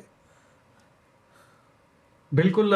देखिए वीरू, ओवरऑल जो आरबीएल है कंसोलिडेशन में मेरे ख्याल से एक ट्रायंगल पैटर्न बन रहा है, जो कि कंटिन्यूएशन पैटर्न होता है, और यहाँ पर वॉल्यूम्स भी ड्राई आउट हो रही है ट्रायंगल पैटर्न में। तो ब्रेकआउट पॉजिटिव साइड पे आना चाहिए, और यहाँ पर होल्ड करिए अगर आपके पास में पोजीशंस बनी हुई है। यहाँ पर नीचे में 249-248 का बहुत ही important price action support area है, उसे इसने ब्रीच नहीं किया है करीबन जुलाई के बाद। और ऊपर में मेरे ख्याल से ये स्टॉक अगर 270 का आंकड़ा ब्रेक करता है, तो यहाँ से हम करीबन 290-295 के लेवल्स को देखे जा सकते हैं, जो कि पैटर्न टारगेट है। तो 295 के टारगेट के साथ आरबीएल बैंक पे होल्ड है। ओके, चलिए, तो ये इस समय आरबीएल बैंक पर एक होल्ड है। बैन अपडेट लेते हैं फटाफट, और उसके बाद फिर क्लोजिंग की तरफ थोड़ा और आगे बढ़ेंगे। पीजी इलेक्ट्रोप्लास बैन से बाहर आया सिर्फ एक दिन के लिए, बैन में वापस जाने के लिए 111% पोजिशनिंग यहाँ पर। और कल्याण ज्वेलर्स ये भी बैन में जाने की तैयारी करता हुआ 105% पोजिशनिंग। सुबह पीजी में बड़ी रैली थी लेकिन वो फिजल आउट हुई। कल्याण ज्वेलर्स ये थोड़ा सा इस समय एक डिसेंट मूव्स दिखाता हुआ स्टॉक का। सुबह कोलगेट पर एक ट्रेड ली गई थी, शानदार ट्रेड रही वो कोलगेट की, याद नहीं आ रहा मुझे। हाँ नहीं अभी राजेश ने दिया लेकिन सुबह भी ये ट्रेड ली गई थी। सुबह आई थिंक सचिन ने दी थी शायद ये ट्रेड। और उसके अलावा और क्या अच्छे ट्रेड्स हैं एक बार देखते हैं ज़रा। नेस्ले ऑब्वियसली, टीसीएस, काफ़ी स्टॉक्स हैं जहाँ अच्छा मोमेंटम है। एम्फेसिस, लोधा, साइंट। एक बार हिंदुस्तान यूनिलीवर पर चार्ट चेक करते हैं गाबा सर। काफ़ी एफएमसीजी स्टॉक्स आपने सजेस्ट करे थे, लीवर पर क्या व्यू रहेगा? Basically chart structure positive, classical reversal pattern है on higher time frame basis पर, और ब्रेकआउट मिला है करीब लास्ट वीक, और वो है मिला करीब अराउंड 2570 के आसपास। अब ट्रेड करा है करीब 2664 के आसपास। थोड़ा वक्त दीजिए, 2900 भी पॉसिबल है लेकिन उसे वक्त लगेगा। शॉर्ट टर्म में ट्रेड लेना है तो मेरे ख्याल से टाइट स्टॉप लगाना चाहिए 2630 का, और फिर 2700 2750। लेकिन इसमें बाय ऑन डिप स्टॉक है ये। अब टर्न अराउंड हो गया हिंदुस्तान लीवर में। ओके चलिए अब बात करते हैं मार्केट का पंचनामा की। और 335 पर सोशल मीडिया प्लेटफॉर्म पर श्रेय और मैं रहेंगे आपके साथ और आपके सवालों के जवाब देंगे। और श्रेय बताइए आज क्या सवाल है? सवाल मैक्सिमम आप देखें तो आज एफएमसीजी स्टॉक्स पर लोग पूछ रहे हैं। टाटा कंज्यूमर डे हाई के आसपास कर रहा है कारोबार, और ज़्यादातर देखें आप नेस्ले इंडिया, ब्रिटानिया, HUL, अभी चर्चा भी हो रही थी। अब टाटा कंज्यूमर निचले स्तरों से रिकवरी दिखाने की कोशिश, क्या करना चाहिए? यहाँ पे व्यू मांग रहे हैं आपसे। टाटा कंज्यूमर पर शायद व्यू पॉजिटिव ही है क्योंकि आई थिंक एक तो टाटा ग्रुप की कंपनी है, दूसरी कंजम्पशन कंपनी है। वैसे ही कंज्यूमर स्टॉक्स में काफ़ी अच्छा मोमेंटम है और टाटा कंज्यूमर का पोर्टफोलियो भी अच्छा है। काफ़ी समय से स्टॉक चला नहीं है, बस ये बात है, थोड़ा तंग किया है स्टॉक ने। लेकिन ठीक है, मतलब ज़रूरी नहीं है कि हर साल आपको पॉजिटिव रिटर्न दे स्टॉक। कुछ साल होते हैं नेगेटिव रिटर्न वाले, एक साल नेगेटिव रिटर्न का रहा, लेकिन व्यू पॉजिटिव है स्टॉक पर। Okay, view positive. दूसरा, आज आईटी स्पेस में अच्छी तेज़ी थी, तो यहाँ पर और लगातार हम पंचनामा करते रहते हैं तो मैक्सिमम क्वेश्चंस आईटी स्पेस से ही होते हैं। HCL टेक देखिए 1.5% की तेज़ी के साथ ये भी क्लोज होने की तैयारी। HCL पर क्या व्यू रहेगा? देखिए थोड़ा सा हाई रिस्क है ये। आईटी में क्या है ना श्रेया, इस समय कोई ट्रिगर नहीं है, होप है। ये जो भी आप रैली देख रहे हैं ना, ये होप रैली है बेसिकली, क्योंकि नंबर्स तो सबके ऐसे ही रहे हैं, कमेंट्री भी थोड़ी सी डामाडोली रही है, लेकिन वैल्यूएशन कंफर्ट है लार्ज कैप आईटी में। तो इसके लिए अगर आप मुझसे पूछेंगे, मेरे ख्याल से इस समय मार्केट में ना ज़्यादा आपका झुकाव जो है वो डोमेस्टिक इकोनॉमी के स्टॉक्स की तरफ होना चाहिए। कंजम्पशन, मैं बार बार कह रहा हूँ, कंजम्पशन के अलग अलग धड़े हैं, कोई धड़ा कभी चलेगा, कोई धड़ा कभी चलेगा। इसी पर फोकस करें, आपको सबसे ज़्यादा फोकस जो है ना वो यहीं पर रखना है। चलिए 335 पर शेयर में जुड़ेंगे आपके साथ वापस और बात करेंगे आज कुछ और स्टॉक्स की पंचनामा में। 361 वैम, एक बार ये स्टॉक लेकर आइए ज़रा। काफ़ी इंटरेस्टिंग मूव आ रहे हैं इसमें पिछले कुछ मिनटों में। 361 वैम की बात हो रही है यहाँ पर। ये स्टॉक, हाँ ये देखिए, ये इस पर क्या व्यू होगा? अगर मानस आप चार्ट देख सकें तो 361 वैम का रीसेंट F&O एंट्रेंट है ये। जी, तो देखिए पैटर्न तो काफी पॉजिटिव है। मैं एक्चुअली थोड़ी देर पहले इसको देख रहा था, माफ करिएगा इस टाइम मेरे पास चार्ट्स नहीं आ रहे हैं। ठीक है, थोड़ा सा दिक्कत है आई थिंक इसके चार्ट में, इसका थोड़ा सा क्योंकि नाम डिजिट से स्टार्ट होता है तो कई बार उसको लोड करने में भी दिक्कत होती होगी। डाबर का चार्ट देख लेते हैं एक बार। राजेश जी, डाबर का चार्ट देखेंगे एक बार। हाँ जी मनोज जी, देखिए डाबर में जिस तरह से आज लॉन्ग बिल्डअप है, देखिए open interest is up by 25%। बाप रे, तो मुझे लगता है यहाँ पे मोमेंटम तो जबरदस्त आएगा अनुज जी। प्रोबेबली कल का इसका टारगेट आएगा 545 550 का। 532 के ऊपर का बाय इंटैक्ट है, जो ब्रेकआउट का लेवल है, सो 530 का स्टॉप लॉस रखे और डाबर में पोजीशन है तो कंटिन्यू करे। टावर पे आपका ये व्यू है, बट मैं जब ये मंत्रणा चल रही थी, बातचीत चल रही थी, पूरे के पूरे आईटी को देख रहा था। परसिस्टेंट की बात हुई थी, दैट्स डूइंग वेल। और सैंट को देखिए लोअर जिस पे इसने आज 20 डिमा को रिगेन किया, विप्रो ने 50 डिमा को हिट किया। बहुत सारे स्किप्स है। टीसीएस इटसेल्फ अगर आप देखें 20 डिमा के ऊपर क्लोज होता हुआ। कोफोर्ज मिड कैप आईटी में आज 100 डिमा को रिगेन कर रहा है। और इन्फोसिस लीडर, आई थिंक जो फर्स्ट टिक आज आईटी में सबसे स्ट्रॉन्ग था वो था इन्फोसिस का आज 20 DMA के ऊपर बहुत दिनों बाद इतनी स्ट्रॉन्ग कैंडल, मेरे ख्याल से मैं मई 2025 के बाद इन्फोसिस के चार्ट्स पे इतनी स्ट्रॉन्ग कैंडल क्रिएट हुई है। मतलब नॉट एग्जैक्टली स्ट्रेंथ शब्द का इस्तेमाल करने में थोड़ी सी मुझे हिचकिचाहट हो रही है, बट स्ट्रॉन्ग रिवर्सल था।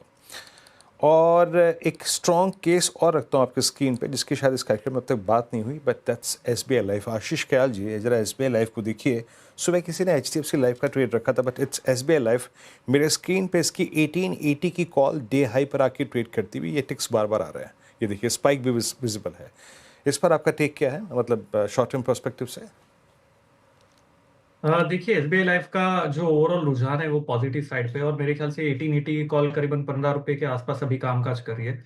स्टॉक भी डे हाई पे कामकाज कर रहा है और यहाँ पर एक अच्छा मूव आ सकता है। वीरू, एक इंपॉर्टेंट सपोर्ट जो इसका था वो 1850 था, जहां पर ये बहुत बार रुका हुआ था और वापस से यहीं पे आके एक रिवर्सल दे रहा है, तो बहुत ही क्लासिक रिवर्सल बेट हो सकती है और 1880 के कॉल लिए जा सकते हैं। 15 रुपए के आसपास अभी है और मेरे ख्याल से यहाँ से करीबन 22-23 रुपये शॉर्ट टर्म में आसानी से मिल सकते हैं और नीचे में स्टॉप लॉस आपको कॉल के ऊपर लगाना होगा 10 रुपए के आसपास। और एसबीआई लाइफ पे अगर सपोर्ट देंगे तो 1850 के साथ होल्ड करिए, 1875 के टारगेट देखे जा सकते हैं। जी हाँ, एक ये हो गया SBI लाइफ टुवर्ड्स क्लोज अच्छा करता हुआ। और हालांकि देखिए चॉइसेस कम हैं क्योंकि अधिकतर जो स्टॉक्स हैं वो डिस्कस हो चुके हैं। और बैंकिंग में निफ्टी बैंक ऑलमोस्ट 20 DMA को स्ट्राइक करके क्लोज होने की तैयारी करता हुआ। जिन स्टॉक्स से उम्मीदें रहेंगी उसमें देखिए एक होगा आपका एक्सिस बैंक। एक्सिस बैंक ने पिछले 3 दिन, जिसमें एक दिन तो बहुत बड़ा वाइल्ड डे था, मतलब कल का, बट गुजार रहा है 10 के ऊपर, 20 के DMA के नीचे। आज भी काफ़ी तक शांत रहा और टुवर्ड्स क्लोज जिन काउंटर्स में अच्छी खासी बाइंग आ रही है उसमें एक बार रखिएगा आप जरा सन फार्मा। इसमें लोअर लेवल से रिवर्सल है, हालांकि कोई बहुत बड़ा मीनिंग इम्पैक्ट नहीं है, but just a reversal from day lows. ये देखिए 1635। और जो स्टॉक क्रैक हो रहे हैं उसमें आपकी स्क्रीन पे आएगा, एक बार प्लीज़ रखिएगा, दैट्स ITC 405-65 पे। इसने रत्ती भर पार्टिसिपेट नहीं किया। क्लियरली डिसअपॉइंटमेंट था। और जिस स्टॉक का जिक्र मैं कर रहा था CDSL, कुछ देर पहले मैंने देखा था, यस एट 1584, ये भी डे हाई पर, और ये अपने कल के हाइस को मैच करके एग्जैक्टली 20 DMA को हिट करके क्लोज होने की तैयारी करता हुआ। और डिफेंस स्टॉक्स में एक लास्ट स्टॉक पॉसिबली मार्क करूंगा, दैट्स मसगांव डॉक, और ये करीब 2784 पे, ये भी आज 20 DMA को हिट करता हुआ। Defence sector as a collapse था, लेकिन आशीष जस्ट आखिरी प्रश्न आपसे, मसगांव डॉक 2785 पे। देखिए बिल्कुल यहाँ पर अगर ये स्टॉक की बात करें, मसगांव डॉक पे करीबन मेरे ख्याल से आज के दिन भी 1.5% के साथ ये कामकाज कर रहा है और ओवरऑल रुझान अगर मैं शॉर्ट टर्म पे आवरली चार्ट पे देखूं तो बहुत ही अच्छा रिवर्सल इसने बनाया है। एक डबल बॉटम का पैटर्न बनाया, वहीं से रिवर्स हो रहा है, तो यहाँ पे लॉन्ग पोजीशन रिवर्सल ट्रेड में क्रिएट की जा सकती है। ऊपर में टारगेट जो देखे जा सकते हैं वो है करीबन 2890 के टारगेट देखे जा सकते हैं और स्टॉप लॉस आप आज का लो लगा के रखिए 2720 के आसपास का, तो रिस्क रिवॉर्ड भी अपीलिंग है। Risk reward appealing. Mazagon dock निचले स्तरों से अच्छी रिकवरी के साथ डे हाई के आसपास क्लोज होने की तैयारी यहाँ पे करता हुआ नजर आएगा। डे लो के आसपास जहाँ पे मार्केट में अच्छी रैली थी, लेकिन ITC देखें आप, FMCG पैक में ज़्यादातर स्टॉक्स आपको अच्छे करते हुए नजर आएंगे। ITC अंडर परफॉर्म करता हुआ नजर आया आज के सत्र में। ऑटो स्पेस थोड़ा आज बैकफुट पर, जहाँ पे पिछले कुछ सत्रों से हमें अच्छी बाइंग नजर आ रही थी। मारुति सुजुकी, टाटा मोटर्स जैसे स्टॉक्स डे लो के आसपास क्लोज होने की तैयारी कर रहे हैं, क्लोज हो रहे हैं इनफैक्ट। और साथ ही आज थोड़ा परेशानी का सबब फार्मा और हेल्थ के स्पेस भी बना, लेकिन ITC स्ट्रेंथ थी। IT स्पेस ने आज बाजार को संभालने की कोशिश की। 2.5% से ज़्यादा इंडेक्स ये चढ़कर क्लोज होने की ओर बढ़ता हुआ नजर आया, लेकिन FMCG पैक में सिर्फ ITC कमज़ोर। लेकिन क्लोजिंग कैसी रही और ये समझते हैं बिग वॉल पर अनुज जी से। Anuj ji, over to you. Thank you Shreya. 2 minute बचे मार्केट क्लोजिंग में। क्लोज अच्छी थी, मतलब अब देखिए आप आर्ग्यू कर सकते हैं कि 25,075 रुपये क्यों नहीं बंद हुए एकदम डे हाई पर, लेकिन फैक्ट ये है कि जो पिछले 2 दिन का हाई है हम उसके ऊपर बंद हुए। और एक बार मुझे एडजस्टेड क्लोज दिखाइएगा, उसके बाद मैं वॉल पे जाना चाहता हूँ। एक्चुअली एडजस्टेड क्लोज भी अगर आप देखेंगे आज, तो मेरे ख्याल से इसमें भी एक बहुत ही इंटरेस्टिंग चीज़ छुपी है। 25,050 पर हम क्लोज हो रहे हैं। 25,050 पर हम क्लोज होंगे तो ये अपने आप में एक इम्पॉर्टेंट चीज़ है। शानदार क्लोज है मार्केट की और कैरी करने वालों को फ़ायदा हो रहा है बेसिकली। 25,043 पर प्रोविजनल क्लोज होगी, 60 पॉइंट ऊपर। बैंक निफ्टी 250 पॉइंट नीचे था, लेकिन आज का स्टार था निफ्टी आईटी। देखिए जरा 3.25% ऊपर, ऑलमोस्ट 1000 पॉइंट की रैली। याद नहीं मुझे लास्ट टाइम कब इतनी बड़ी रैली आईटी में हुई थी। मिड और स्मॉल कैप में भी डिसेंट रैली थी। मिड कैप करीब करीब 0.5% ऊपर था, स्मॉल कैप करीब करीब 1/3% ऊपर था। एडवांस डिक्लाइन पॉजिटिव था, 1600 बढ़ने वाले शेयर थे और करीब करीब 1200 गिरने वाले शेयर थे। ऑलमोस्ट 4:3 के करीब का एडवांस डिक्लाइन रेशो आपको देखने को मिला आज के सेटअप में। अब देखते हैं एक बार जरा आज का सेक्टोरल मैप कैसा रहा। देखिए सेक्टोरल मैप में एक चीज़ डोमिनेट कर रही है, वो है निफ्टी आईटी 2.6% ऊपर, और उसके साथ था एफएमसीजी। लगातार एफएमसीजी शानदार आउट परफॉर्मर रहा है, 1.4%। मेटल्स और रियल्टी, ये दो इंडेक्स थे जहां पर आज तेज़ी थी। आज थोड़ी सी आपको प्रॉफिट बुकिंग देखने को मिली। डिफेंस शुरुआत में अच्छे मूव्स दिखाने के बाद यहाँ थोड़ी प्रॉफिट बुकिंग आई। उसके अलावा फाइनेंशियल्स में प्रॉफिट बुकिंग थी, थोड़ी ऑटो में भी प्रॉफिट बुकिंग थी आज टूवर्ड्स द एंड। चलिए अब एक काम करते हैं, निफ्टी का हीट मैप देखते हैं यहाँ पे किस तरीके के मूव्स थे। निफ्टी का हीट मैप सबसे ऊपर इन्फोसिस करीब करीब 0.4% ऊपर, फिर TCS, Hindustan Unilever, Nestle, NTPC, Tata consumer, tech Mahindra में शानदार moves, Wipro, HCL, tech IT में आज तेज़ी की अच्छी खासी बाहर थी। भारतीय एयरटेल भी ऊपर था।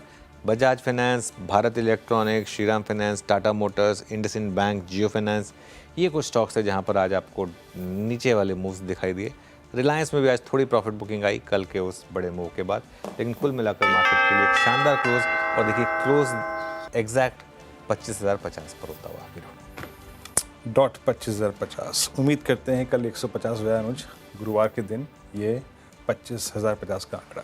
Let's hope for the best. कल गुरुवार यानी एक्सपायरी का दिन, और सुबह सुबह ये पैनल आपसे मुलाकात करेगा।